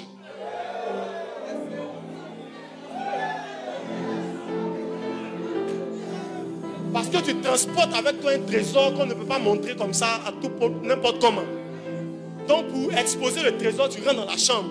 Et puis tu exposes le trésor. Quand tu veux sortir de là-bas, tu mets des habits dessus. Et puis tu ressors. Parce que les choses importantes, on ne les montre pas. Quand Dieu a fait l'homme, quand Dieu a fait l'homme, la Bible dit, Proverbe chapitre 4, verset 23, car ton cœur plus que toute autre chose. Ça veut dire que si tu perds tes bras, c'est pas grave. Tu perds tes pieds, c'est pas grave. Mais ne perds pas ton cœur. Car ton cœur plus que toute autre chose. Et Dieu qui a dit ça, quand il a fait le cœur de l'homme, il a protégé ça avec une cage thoracique. Donc il a mis le cœur dans une cage. Même si je te tape la poitrine, je ne peux pas toucher ton cœur. Parce que Dieu sait que les choses importantes là, on les cache, on les protège. Si tu es encore là où tu es, c'est parce que tu as du puits aux yeux de Dieu. Et Dieu ne veut pas. Est-ce que quelqu'un peut me dire?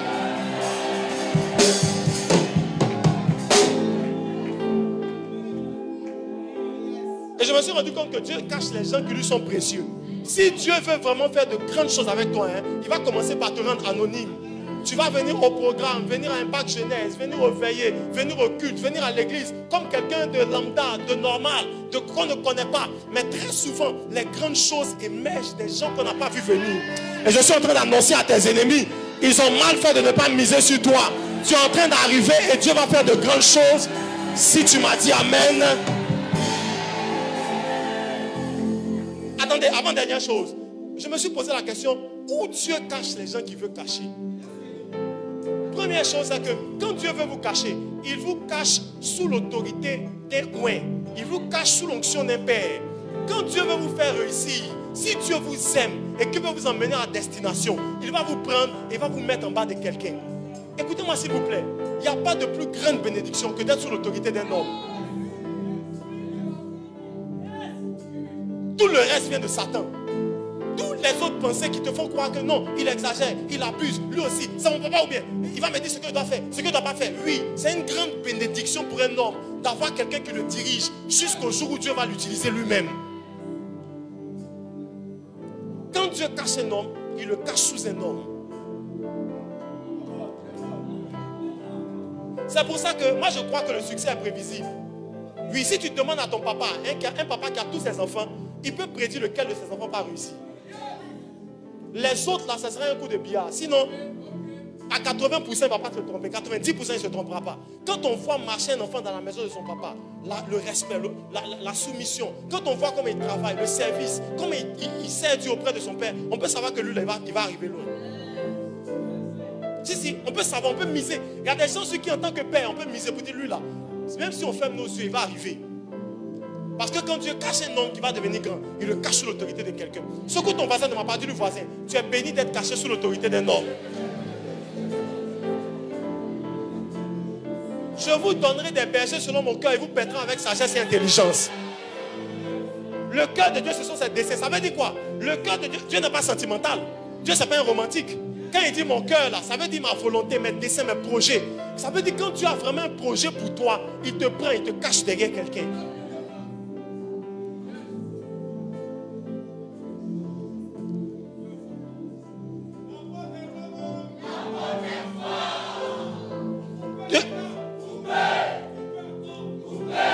Deuxième chose, c'est que quand Dieu veut vous cacher, il vous cache dans les souffrances. Vous savez que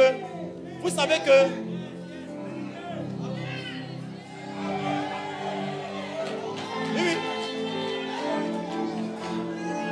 Personne ne parie sur quelqu'un qui est en train de souffrir. Il faut être un homme spirituel révérend. Il faut être un homme spirituel. C'est pour ça que regardez, quand moi depuis que je viens à CCR, les gens qui viennent ici parfois, ce ne sont pas des gens qui sont riches. Non. Il y a beaucoup de jeunes, il y a beaucoup de riches, c'est vrai. Mais il y a beaucoup de jeunes quand ils viennent, ils sont jeunes, ils sont encore en train de faire leurs études. Certains ont des difficultés sociales, machin, tout ça. Mais un homme spirituel, un homme de vision, il peut regarder quelqu'un qui est dans la drogue, quelqu'un qui est dans les addictions. Il le regarde, il est mal habillé. Il sait qu'il ne dort pas dans une bonne maison. Mais quand il le regarde venir, il sait que celui-là, personne ne va miser sur lui. Mais lui, il va devenir grand. Si. Oui. C'est pour ça que les hommes spirituels ne jugent pas l'apparence. Tu viens, tu es en costume, donc ça veut dire que toi, Dieu va te faire, non, toi tu es un partenaire, toi tu es un partenaire. Quand tu regardes même la fesse du gars, toi tu es un partenaire, toi. Moi j'ai rencontré certains de mes enfants spirituels, il y en a qui étaient maîtres de maison, il y en a qui étaient Il y en a même qui n'ont même pas fini leurs études. Aujourd'hui, ils travaillent, il y a de grosses voitures. Parce que la plupart des gens qui sont spirituels savent reconnaître dans la souffrance de quelqu'un que celui-là, Dieu va l'utiliser pour faire de grandes choses. Et quand Dieu veut cacher un homme, il le cache dans la souffrance. J'ai envie de dire à quelqu'un que tes souffrances actuelles, c'est une cachette pour Dieu. Il sait que s'il te place là, quand le diable va passer par la maison, il va te dépasser. Il va dire, lui là, laissez-le, il va échouer.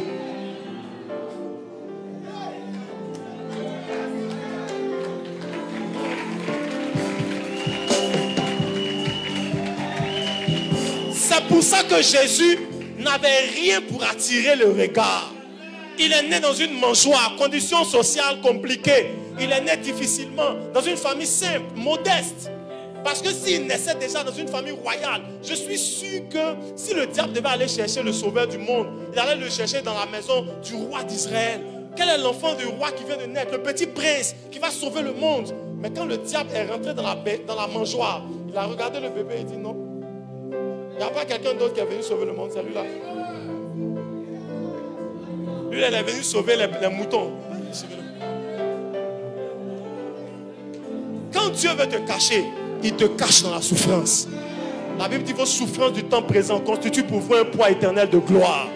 J'ai envie d'annoncer à quelqu'un la gloire après la souffrance. Tu ne souffres pas en vain. Tu souffres parce que Dieu sait qu'il te protège jusqu'à ce que l'heure arrive. Est-ce que je peux avancer un peu? Troisième endroit où Dieu cache les hommes, il les cache dans l'oubli et dans la négligence. Très souvent, vous voyez, on va parler à tout le monde, on va considérer tout le monde, on va donner du travail à tout le monde, mais toi, on va te laisser. On va miser sur tout le monde, on va dire tout le monde venez à la maison manger. Oh, toi, et puis toi, si on rit à lui là, et puis toi, on te saute. Très souvent, Dieu te cache dans l'oubli. Est-ce que vous savez que le seul enfant de Jonathan qui a échappé à la mort, on l'avait oublié. La Bible dit il était allé quelque part, on ne sait même pas bien indiquer le lieu, quelque part à Lo-Débar. Et il a fallu que le serviteur de David se souvienne. Ça veut dire qu'on l'avait oublié. On dit le serviteur se souvient qu'il restait encore un fils. En d'autres termes, même les gens l'avaient oublié. Lui là, l'enfant qui est tombé pied cassé là. Oh, lui là, on l'a oublié. Donc quand on comptait les enfants de Jonathan, quand on comptait les héritiers du trône, si on les cherchait pour les tuer, parce que quand le pouvoir change là, quand 6 devient 9, c'est compliqué hein. Les enfants du roi, on les cherche pour les tuer. Donc on cherchait les enfants du roi pour le tuer. Lui-même pour le tuer, on l'a oublié. Parce que tellement lui-même, sa situation était compliquée quelque part dans un endroit là-bas.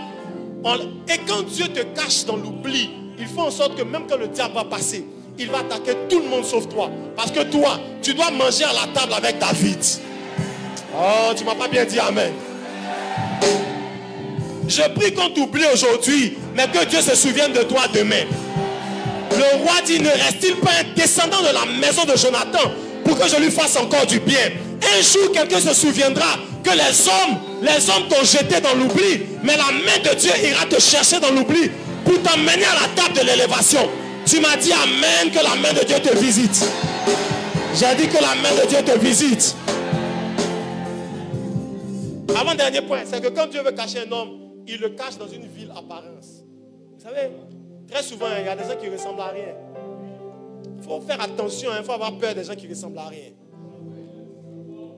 Il risque d'entrer comme un cheval gagnant et puis tu vas regretter. Là, je ne sais pas pourquoi le Saint-Esprit me dit de parler à une soeur. Fais attention aux garçons qui ne ressemblent à rien aujourd'hui. Hein.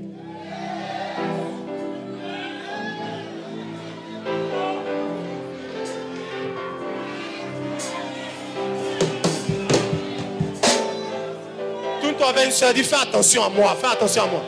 Attention à moi.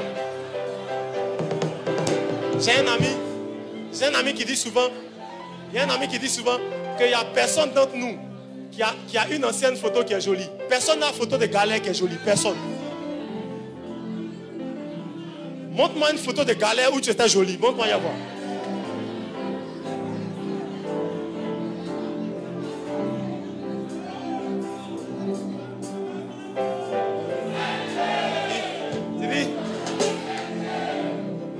Oh, brûlez-moi ces photos là. La dernière fois, je suis tombé sur une ancienne photo, on partait à un mariage. Moi, mais j'aurais dit, c'est moi, c'est moi qui ai ça. Et que j'aurais dit, patate. J'avais porté une veste, je me demande comment j'ai fait pour porter cette veste qui sortit de la maison. Et puis, je voulais faire un style italien. Donc j'ai pris une chemise qui dépasse la veste pour replier ça sur la veste. Donc je regarde la photo, me voici maintenant, voici la veste. Me voici, je dis que c'est quoi tout ça là? Brûlez-moi cette photo. Je suis quelqu'un aujourd'hui. Très souvent, quand Dieu cache les hommes, il les cache dans des viles apparences. Moi, je me rappelle qu'il n'a même pas l'argent pour acheter une chemise. Donc, même les chemises, c'est mon pasteur qui me donnait. Il finit de porter un peu, mais quand il prend, c'est pas trop, c'est un peu serré. Il dit qu'il faut porter mes vestes d'avant. Mes premières prédications, mes vestes, c'était pas sur mesure. Mes vestes d'avant, c'est des vestes, c'est-à-dire qu'on t'a donné, c'est à prendre ou à laisser.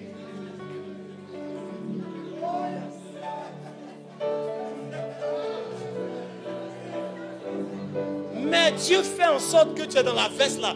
Et puis tu ne sais même pas que tu es mal habillé. Tu es content, tu prêches de tout ton cœur. Dieu cache les grands hommes dans de viles apparences. Aujourd'hui tu ne ressembles à rien. Mais je te vois demain, tu seras différent. Quand la gloire va tomber sur toi, tu seras différent. Dernière chose.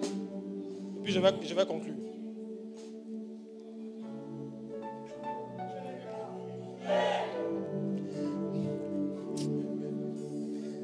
Pardonnez, arrêtez vos problèmes. Moi, le temps appartient à Dieu. Dernière chose, c'est que Dieu cache les hommes dans une vie ordinaire. Vous savez, les gens qui vont faire des exploits aujourd'hui, ils ne font rien aujourd'hui. Enfin, qui vont faire des exploits demain, ils sont en train de rien faire aujourd'hui. Les gens qui vont faire des miracles demain, ils ne sont en train de rien faire aujourd'hui. Mais quand tu le regardes, tu ignores que lui, demain, il va relever les morts. Demain, il va faire marcher les paralytiques. J'ai rencontré un homme de Dieu très connu qui a un très grand ministère de guérison. Il m'a dit une fois, que l'une des choses Dieu lui avait dit qu'il avait un ministère de guérison, mais l'une des choses qui caractérisait son ministère de guérison, c'était la frustration. C'est-à-dire que Dieu lui dit, tu vas guérir des malades. Mais à chaque fois qu'il y a un programme qui prend l'audace de prier pour les malades, ça finit dans la honte. Tu vas marcher. Il ne marche pas. Il y a un moment, il s'est demandé, mais est-ce que j'ai vraiment entendu Dieu pour un ministère de guérison?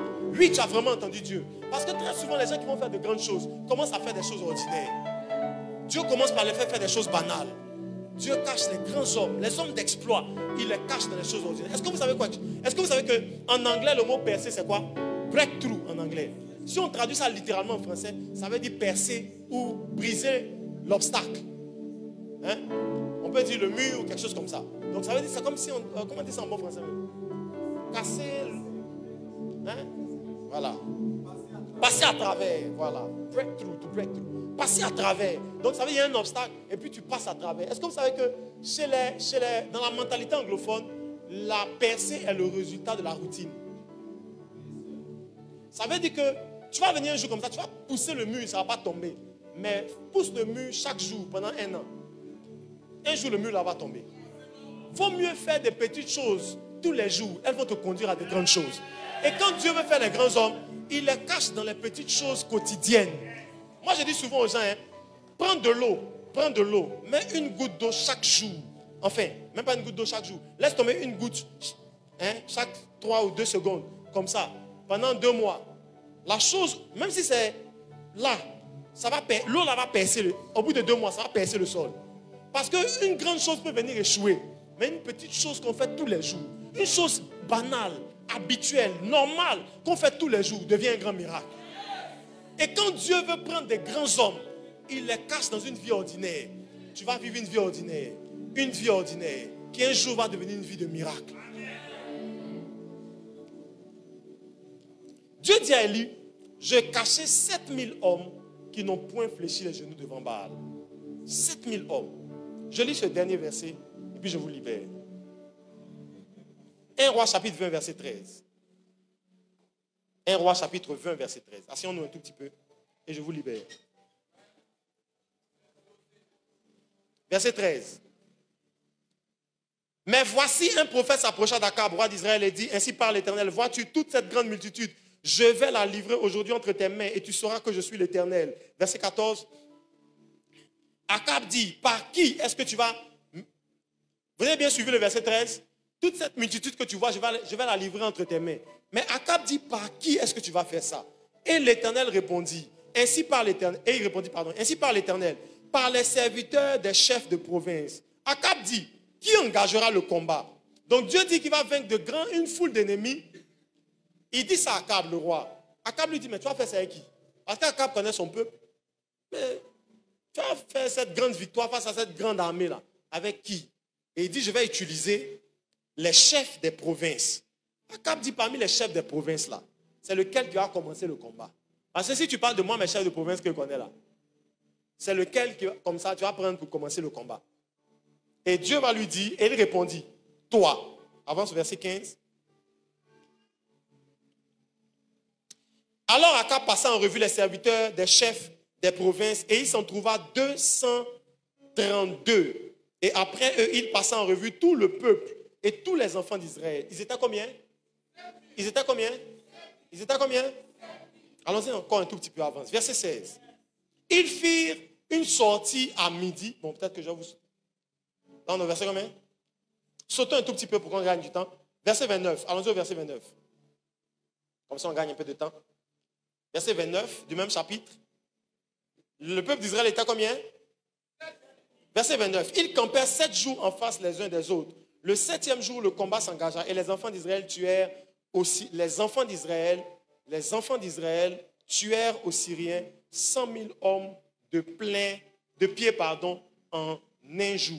Les enfants d'Israël tuèrent 100 000 hommes de pied en un jour. Donc, les Syriens arrivent contre le roi Akab. Dieu dit, je vais donner la victoire face à toute cette grande armée que tu vois. Et Akab demande, mais tu vas faire ça avec qui? Il dit, bon, je vais prendre les chefs du peuple. Il dit, mais les chefs du peuple qui? Qui va commencer le combat? Il dit, toi-même. Et ensuite, la Bible dit, quand ils vont compter les gens dont il parle, les chefs, donc étaient environ 220, quelque chose comme ça. Et le peuple, tout le peuple d'Israël, donc tous les gens qui ne sont pas chefs, responsables, de l'armée, tout le peuple là, ils étaient 7000. Mais la Bible nous raconte qu'en fait, le jour où ils sont allés se battre, pendant 7 jours, ils ont campé en face de l'armée de Syrie.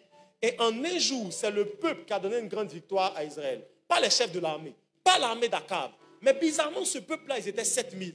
Dans le chapitre précédent, dans 2 chapitres avant, Dieu avait dit à Élie, je me suis réservé 7000 hommes. 7000 hommes en Israël qui n'ont jamais fléchi les genoux devant Baal.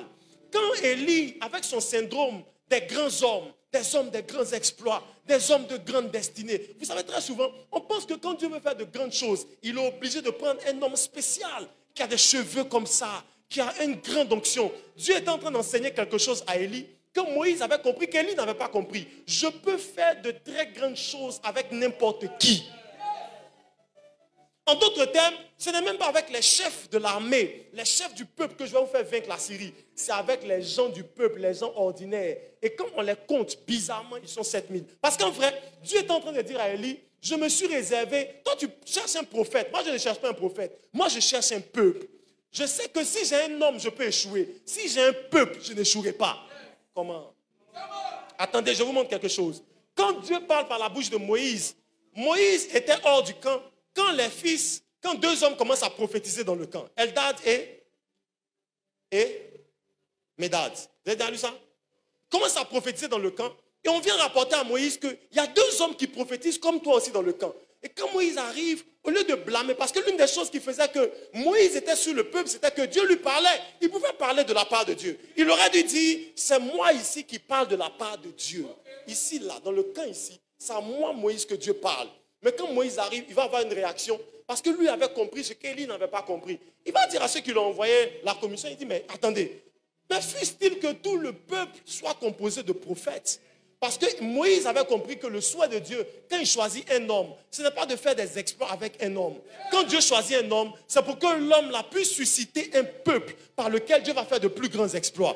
C'est pour ça que, écoutez-moi s'il vous plaît. Exode chapitre 19, Exode chapitre 20. Dans le chapitre 20, Dieu va dire ceci. Il dit au chapitre 20 qu'il va établir dans le chapitre 20, ceux qui ont lu la Bible dans Exode, il va établir les sacrifices comment on appelle ça? Les sacrifices du Lévitique. Et il va établir un peuple qui va administrer le sacrifice dans le temple. C'est là que les Lévites vont être suscités. Et dans Exode 20, il va donner les commandements, la loi. Vous connaissez tout ça, hein? Et il va donner le service du temple aux Lévites. Pourtant, dans Exode 19 au verset 6, il va dire quelque chose. Avant de donner la loi sur laquelle les Lévites vont prêter serment pour commencer à travailler dans le temple. Parce que Dieu avait tout un peuple, hein, mais il y avait des Lévites spécialement. Eux, leur travail, c'était de servir Dieu dans le temple. Mais avant de donner la loi, Dieu va dire quelque chose dans Exode 19, verset 6. Il dit, vous serez pour moi un royaume. Certaines versions disent un peuple de sacrificateurs et une nation sainte. En d'autres termes, Dieu, au moment où il est sur le point d'élever un groupe de sacrificateurs pour les mettre à part, il donne sa vraie intention à Moïse. Il dit, je vais mettre un peuple, une tribu à part pour faire ça. Mais ma vraie intention, c'est que tout le royaume, là, vous soyez des sacrificateurs. Tu n'as pas encore compris. Ça veut dire que quand Dieu choisit un homme, sa vraie intention, c'est que par l'homme, il puisse choisir un peuple. C'est pour ça que dans Éphésiens chapitre 4 au verset 11, la Bible dit Dieu a établi premièrement les apôtres, les prophètes, les docteurs, les évangélistes et les pasteurs pour le perfectionnement des saints en vue de l'œuvre du ministère, en vue de l'œuvre du... Les 5 premières choses qu'on a citées là, c'est quoi? Ce sont les 5 ministères de gouvernement dans l'Église. Mais Dieu établit des ministres pour qu'eux puissent susciter un peuple qui va faire le travail des ministres. Parce que le plan de Dieu, ce n'est pas de travailler avec un homme. Le plan de Dieu, c'est de travailler avec un peuple. Et ce que Dieu veut, ce n'est pas avoir des hommes qui seront Superman comme Élie. Élie n'avait pas compris que Dieu ne voulait pas un homme qui était lui seul sur Israël. Dieu voulait un peuple qu'on ne peut pas vaincre. C'est pour ça que l'apôtre Pierre va écrire ceci. Vous êtes une nation sainte. Nous sommes un sacerdoce royal. Ça veut dire qu'en fait, le plan de Dieu... Vous savez, moi je dis souvent qu'un bon prophète, on reconnaît un bon prophète à sa capacité à élever un peuple prophétique. Si toi seul, prophète, tu entends Dieu dans l'église, tu es un mauvais prophète. Si pour entendre Dieu, on est obligé de t'entendre, tu es un mauvais prophète. Si toi, évangéliste dans l'église, tu es le seul qui veut évangéliser, quand tu prends la parole, tu dis, oh, ici, les gens n'aiment pas les âmes. Ici, mais comment toi, tu t'arranges à être évangéliste sans nous communiquer ta passion des âmes? Un bon évangéliste dans l'église communique au peuple sa passion pour l'évangélisation. Un bon prophète doit élever un peuple qui entend Dieu de lui-même. Parce que quand Dieu suscite un homme, le plan de Dieu, c'est que par cet homme, Dieu puisse trouver un peuple. Et je suis en train de dire à quelqu'un ce soir que Dieu n'est pas venu choisir quelqu'un. Tu es assis au fond de la salle. Dieu est venu choisir un anonyme. Dieu est venu choisir un homme qui n'est pas spécial, qui n'a pas encore fait de grands exploits. Et c'est avec lui qu'il veut faire les prochaines grandes choses qui sont sur le point d'arriver. Quelqu'un peut se tenir debout et dire, Seigneur, Seigneur, tu veux prendre un homme pour élever un peuple. C'est la raison pour laquelle, et on donne mon premier sujet de prière, c'est la raison pour laquelle, quand Jésus est suscité comme la tête du corps. Il va enseigner dans Colossiens comme la tête, enfin dans Philippiens comme la tête, et il va enseigner dans Colossiens comme le corps du Christ. Parce que quand Jésus va, avant de mourir, Jésus va faire une déclaration. Il va dire dans Matthieu, il va dire le Fils de l'homme n'a pas d'endroit où poser sa tête. Parce qu'en fait, au moment où Jésus vivait, il n'avait pas encore de corps. En réalité, il avait un endroit où dormir. Il n'était pas en train de dire, je n'ai pas où dormir. Mais il est en train de dire, moi je suis une tête. Et que vaut une tête si elle n'est pas posée sur un corps? C'est pour ça que la tête est allée s'asseoir dans les lieux célestes auprès de Dieu. Et c'est le corps qui travaille. Quand Dieu élève un homme, c'est pour que Dieu puisse élever un corps. Quand Dieu élève un homme de Dieu, c'est pour que Dieu puisse élever une église. Quand Dieu élève un serviteur, un prophète, un apôtre, un docteur, c'est pour que Dieu puisse élever un peuple passionné de Dieu avec lequel il va faire de grands exploits. Est-ce que ce peuple est là devant moi ce matin, ce soir? Est-ce qu'on peut commencer à battre les mains? Dis, Seigneur, tu m'as choisi. Seigneur, tu m'as choisi. Élève ta voix, élève ta voix.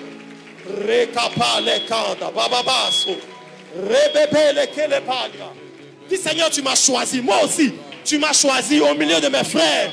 Tu m'as choisi dans ma famille. Tu m'as choisi. Élève ta voix, élève ta voix.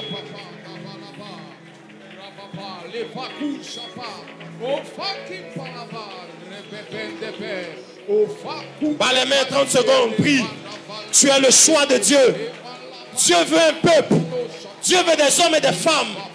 Dieu s'est caché 7000 anonymes avec lesquels il va faire de grands exploits. Allez, capa, rekepande levala.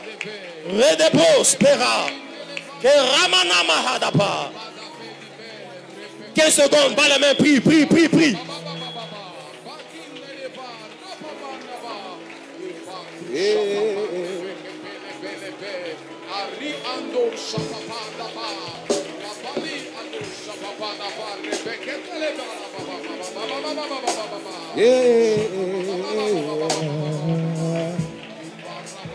Papa, je suis là.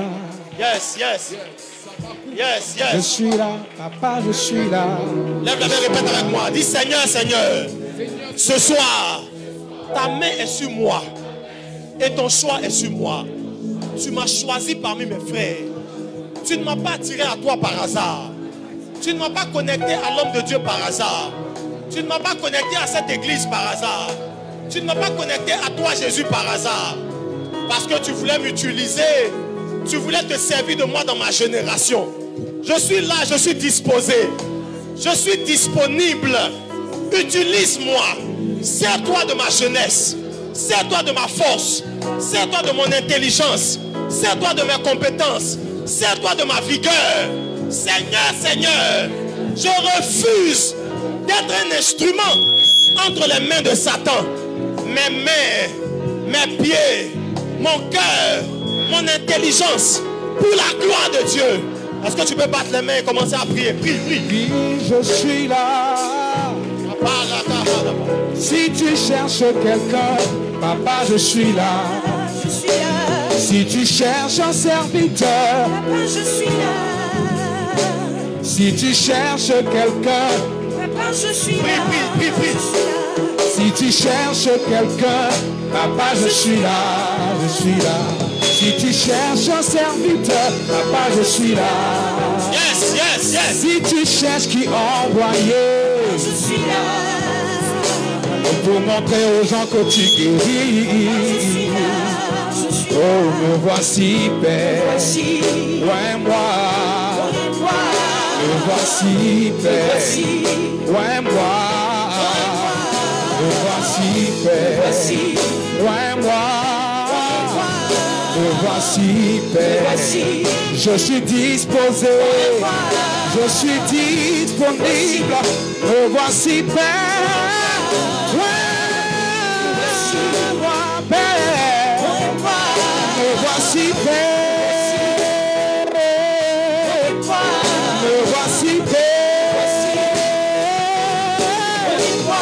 Me voici. On va chanter ça ensemble.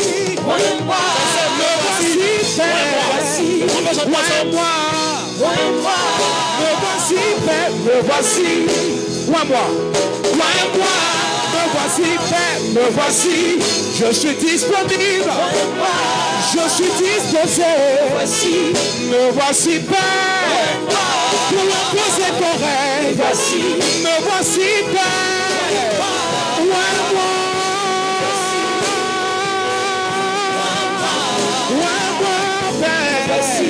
Je suis disposé pour imposer ton règne.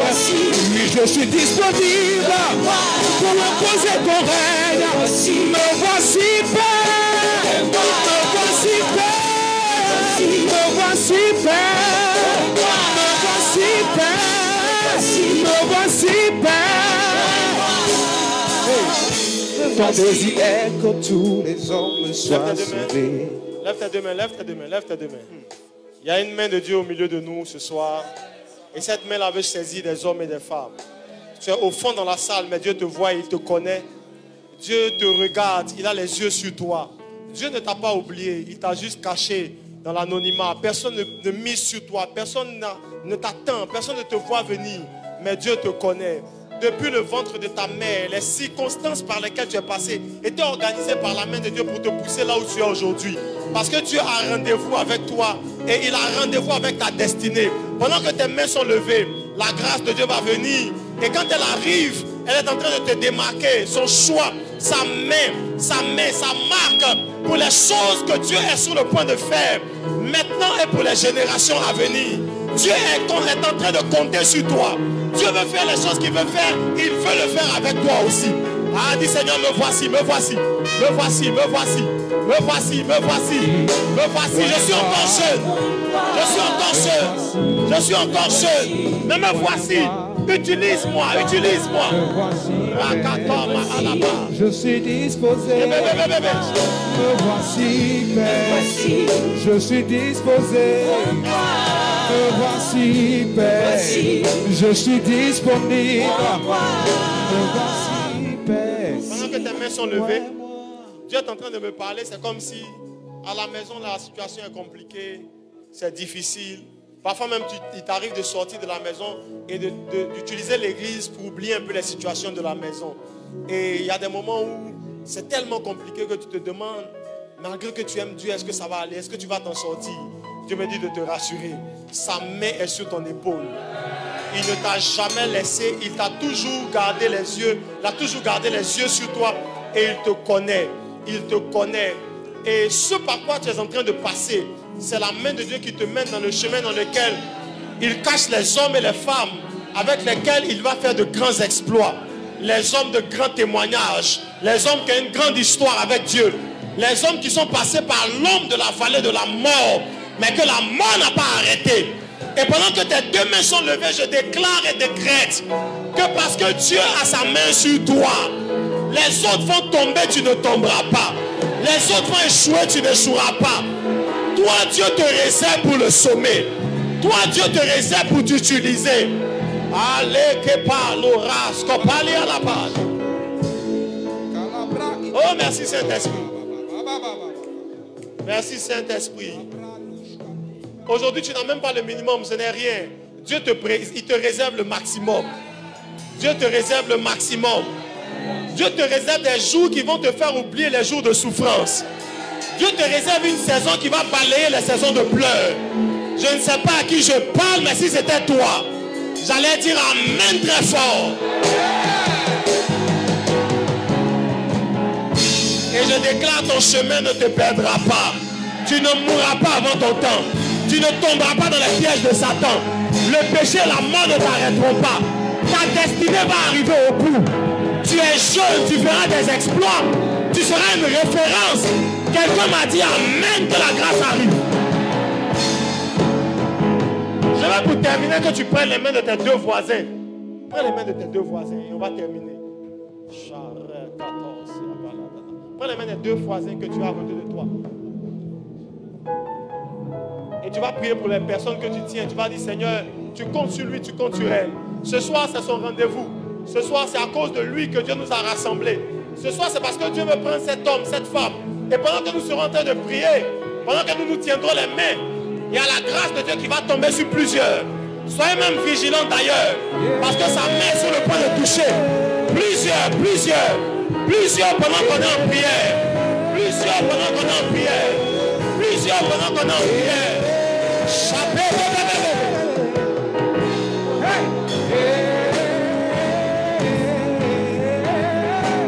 Yes. Oui. C'est avec toi que Dieu va faire ça.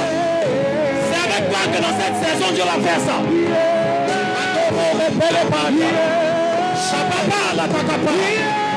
Regarde, la main de Dieu va tomber. Pendant que nous prions.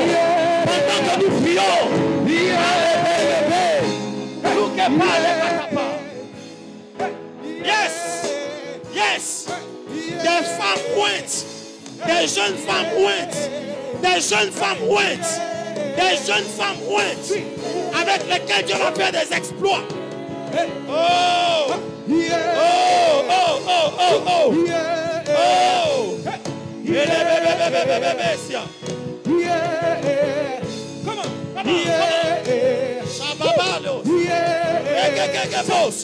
Surveillez partout dans la salle. La main de Dieu est en train de passer. La main de Dieu est en train de passer. Et Dieu est en train de saisir. Il est en train de saisir. Hey! Yes!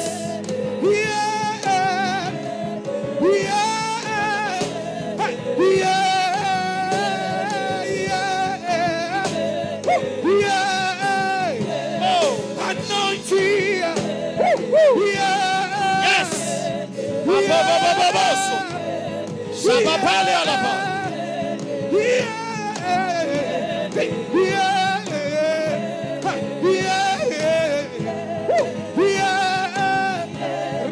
Kutush Katuneba.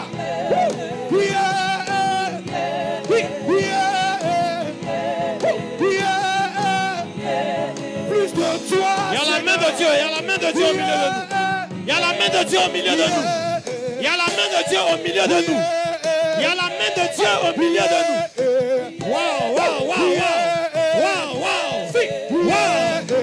Touche, touche, Père. Touche, touche, touche. Il y a des destinées à rectifier. Il y a des appels à susciter. Touche.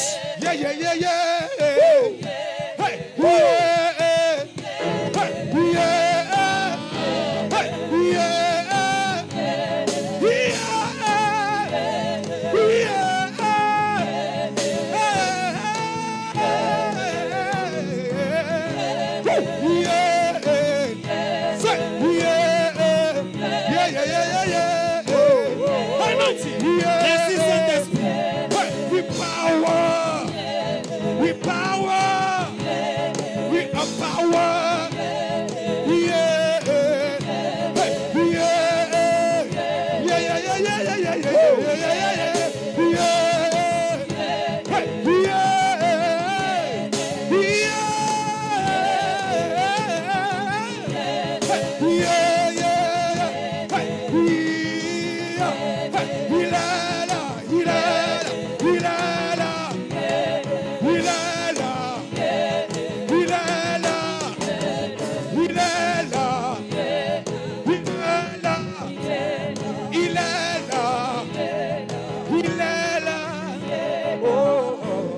Regardez au fond là, il y a la main de Dieu sur plusieurs, là, au fond ici. Là, la main de Dieu est là. Et il est venu prendre des destinées pour les emmener sur le chemin sur lequel il veut les emmener. Là, regarde, ici, là. Ici, ici, ici. La puissance de Dieu est en train d'arriver là-bas. Elle est en train d'arriver là-bas. Et il est en train de saisir des hommes et des femmes avec lesquels il va faire de grands exploits dans leur époque et dans leur génération. Merci Saint-Esprit. Waouh. Waouh. Waouh. Waouh.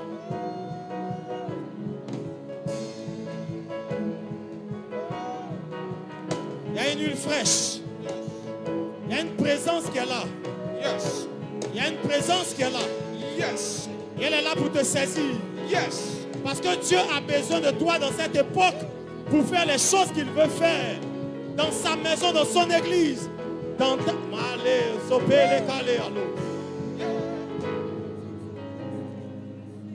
Pendant que nos mains sont levées. Waouh. Quelle gloire. Quelle gloire. Et il y a plusieurs, tu es en train de sentir comme un poids qui est en train de quitter tes épaules. Plusieurs, tu te sens comme si tu es en train de te faire emporter. La main de Dieu est là, c'est elle qui est en train de te toucher.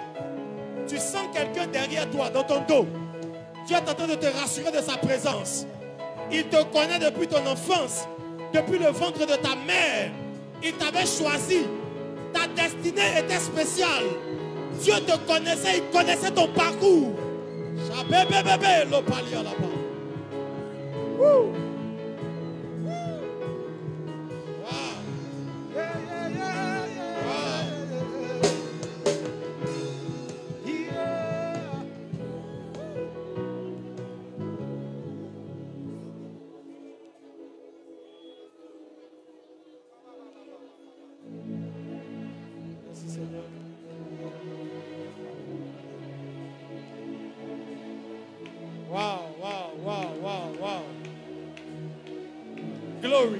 Glory. Chateau par et catatos. Renteto le pele palododos. Merci Saint-Esprit.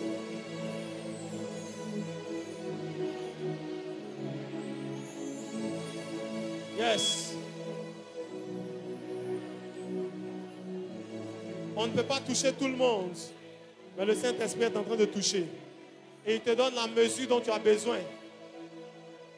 Vous devenez le champion auquel tu es appelé. Merci Seigneur. Satan est arrivé en retard, tu ne n'échoueras pas. Satan est arrivé en retard. C'est trop tard pour te faire échouer. Satan est arrivé en retard. Tu ne peux plus manquer le but. Tu es déjà connecté aux bonnes personnes. Tu es déjà sur la bonne direction. Satan ne peut pas te faire échouer. Merci Saint-Esprit. Merci Seigneur. Père, merci pour ta présence. Merci pour ta main au milieu de nous. La main qui choisit ces hommes et ces femmes ordinaires depuis la fondation du monde. Cette main qui est tombée sur Abraham. Cette main qui est tombée sur Isaac. Cette main qui est tombée sur Jacob. Cette main qui est tombée sur Moïse. Cette main qui est tombée sur Josué. Cette main qui est tombée sur Élisée. Cette main qui est tombée sur les apôtres. Cette main qui a utilisé des hommes et des femmes à travers les siècles. Cette main qui n'a jamais arrêté de prendre des hommes ordinaires pour en faire des hommes. Cette même main est au milieu de nous ce soir. Et cette main se pose sur nous pour prendre, pour saisir et pour se servir de ces hommes et de ces femmes qui sont là. Seigneur, tu veux un peuple. Tu as trouvé le peuple que tu veux. Nous sommes prêts, nos cœurs sont disposés. Et nous voulons des instruments entre tes mains. Nous te bénissons au nom de Jésus. Amen. Acclame le Seigneur très fort. Et prends une offrande. Je voudrais que tu prennes une offrande. Je veux que tu prennes une offrande. Prends rapidement une offrande. Et tu vas semer sur ce message. Semer sur cette parole. Pour dire ce message me concerne. C'est ma vie, c'est ma destinée dont il est question. Je ne veux pas laisser cette parole tomber à terre. Prends une semence, prends une offrande. Prends quelque chose. Nous allons déposer ça sur le message que nous avons entendu. Et nous allons dire, Seigneur, on s'attache à ce que tu as dit ce soir. Ce que tu as dit, tu l'as dit pour moi. Ce que tu as relâché, tu l'as relâché pour moi. Serre l'offrande dans les mains. Avant que le protocole se mette en place, serre l'offrande dans les mains. Je déclare que cette offrande te lie. Cette offrande prophétiquement te lie aux paroles qui ont été relâchées ici. Mais non seulement aux paroles, mais aussi à l'atmosphère que Dieu a libérée ici. Non seulement à l'atmosphère, mais aussi aux œuvres que Dieu a voulu manifester ici parmi nous. Alors que tu laisses cette semence te connecte à cette grâce. Et à cause de ça, tu diras un jour, j'ai entendu cette parole, j'ai semé sur elle par la foi. Et Dieu a fait de moi ce que je suis aujourd'hui. Nous bénissons ce qui est entre tes mains au nom de Jésus. Amen. Je vais vous donner un petit témoignage rapidement. Vous savez, moi j'étais un jeune chrétien et je suis allé une fois dans un programme de prière. L'homme de Dieu a prêché et je n'avais pas d'argent pour donner dans les offrandes et tout ça. Et l'homme de Dieu a demandé qu'on fasse une semence, que chacun prenne une semence. J'étais un jeune chrétien, très jeune. J'avais même pas encore 22, 23 ans, hein, très jeune. Et ce jour-là, je n'avais pas d'argent sur moi. Et il avait prêché un message tellement puissant. J'étais assis dans le fond de la salle. Et puis, je me suis regardé. Je me suis dit, bon, je n'ai pas d'argent sur moi. Comment je fais? J'ai enlevé la montre que j'avais sur le bras. Et cette montre-là, elle m'avait été offerte par un de mes frères qui vivait à l'époque en Italie. Il était venu. Vous voyez, quand tu es petit et puis on t'envoie des cadeaux d'Europe, c'est des cadeaux précieux. Donc, la montre, là, c'était un accessoire précieux pour moi. Ça, là, je mettais ça quand je sentais que je devais tuer, quoi. C'est-à-dire, quand... C'était même une Swatch. À l'époque, quand les gens de notre époque connaissaient ce que les Swatch pouvaient faire dans la vie d'un individu. Donc, une Swatch. J'ai regardé la montre. J'ai entendu la voix de Dieu me dire, tu n'as pas d'argent. Tu as la montre là. Elle a autant de valeur que si tu donnais de l'argent. J'ai enlevé la montre. J'ai déposé. Mais en déposant la montre, j'ai dit, Seigneur, en déposant cette montre là, ça me fait tellement mal que je vais déposer ça avec une parole prophétique sur ma propre vie. Et j'ai dit à Dieu, je dépose cette montre-là prophétiquement. Les choses que les gens vont avoir tard dans leur vie, moi je veux les avoir vite. Donc fais en sorte qu'à cause de cette montre, tu me donnes de l'accélération dans ma vie. Que les choses dans lesquelles les gens vont entrer tard, 40 ans, 50 ans, les bénédictions qui vont entrer dans la vie des gens tard, que moi ça rentre dans ma vie jeune, vite, très tôt. J'ai déposé ma semence et les choses qui me sont arrivées dans ma vie jusqu'aujourd'hui, depuis plus de 10, 15 ans en arrière, les choses que je vis là, des gens de 40 ans, 50 ans n'ont pas encore vécu. Les choses que Dieu me fait par sa grâce.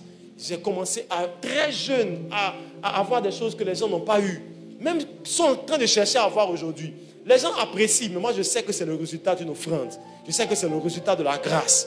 Je sais ce que peut faire une semence dans la vie d'un individu. Prends quelque chose s'il te plaît. Si tu n'as pas d'argent, Dieu va te parler certainement. Mais prends une semence qui va connecter ce message à ta destinée pour que Dieu puisse faire quelque chose. Prends, pendant que le protocole se met en place, on va suivre les instructions et tu vas venir approcher. Tu as certainement quelque chose à donner. On va laisser le groupe nous conduire et tu peux approcher. On fait comment on approche? Chacun vient. Hein? Chacun vient où? Chacun peut venir? Voilà, on va venir. On peut venir? Tiens-toi debout s'il te plaît. Tiens-toi debout. Prends ta semence. Et puis avance, avance, avance. Avance. Laisse ça dans le panier. Si tu peux laisser. Si ça ne peut pas contenir dans le panier, viens laisser ça sur l'autel. Si tu sens de le faire d'une façon différente, viens même sur l'autel, dépose. Mais viens avec ta semence. Il y a quelque chose. Il y a une prophétie sur ma vie. Je ne peux pas échouer. J'échouerai pas, Seigneur. J'achèverai ma course. Il y a une prophétie. Il y a une prophétie sur ma vie. Je ne peux pas échouer. Je ne peux pas échouer. Je n'échouerai pas, Seigneur. J'échouerai pas, Seigneur. J'achèverai ma course. J'achèverai pas. Il y a une prophétie. Il y a une prophétie sur ma vie. Je ne peux pas échouer. Je ne peux pas échouer. Je n'échouerai. Non, non, non, non, non, non, non, non, non. Hey! J'achèverai. Il y a une prophétie sur ma vie. Prophétie sur ma vie. Je ne peux pas échouer. Je ne peux pas échouer. J'échouerai pas, Seigneur. J'achèverai ma course. J'achèverai. Il y a une prophétie sur ma vie. Prophétie sur ma vie. Je ne peux pas, non, non, non, non, non, non, non, échouer. J'échouerai pas, Seigneur. j'achèverai ma course. J'achèverai pas.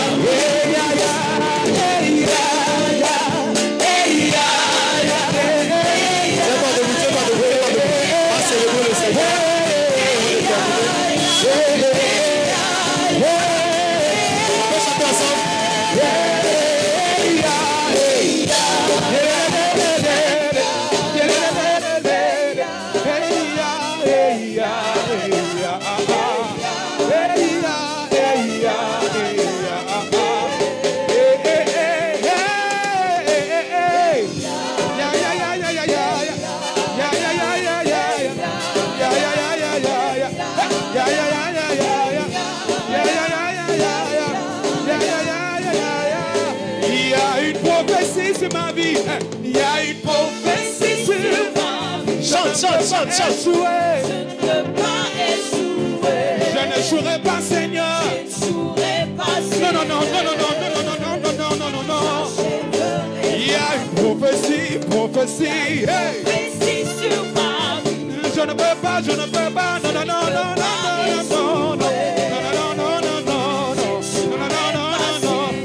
Non. J'achèverai. Il y a une prophétie. Je ne peux pas échouer. Non, je n'échouerai pas. J'échouerai pas, J'achèverai ma course. J'achèverai ma course. Acclame le Seigneur très fort. Alléluia. Lève ta main droite, tu veux bénir nos offrandes. Seigneur, merci pour nos semences et nos offrandes. Nous déclarons que ta main est avec nous ce soir et ce que nous avons déposé, nous ne le perdons pas. Nous le retrouvons sur le chemin de notre destinée multiplié comme une provision, comme une opportunité, comme une porte ouverte, comme un déblocage. Quelque chose ici que tu as laissé parlera en ta faveur sur ton parcours. Au nom de Jésus, nous prions. Amen. Acclame le Seigneur très fort. Que Dieu te bénisse.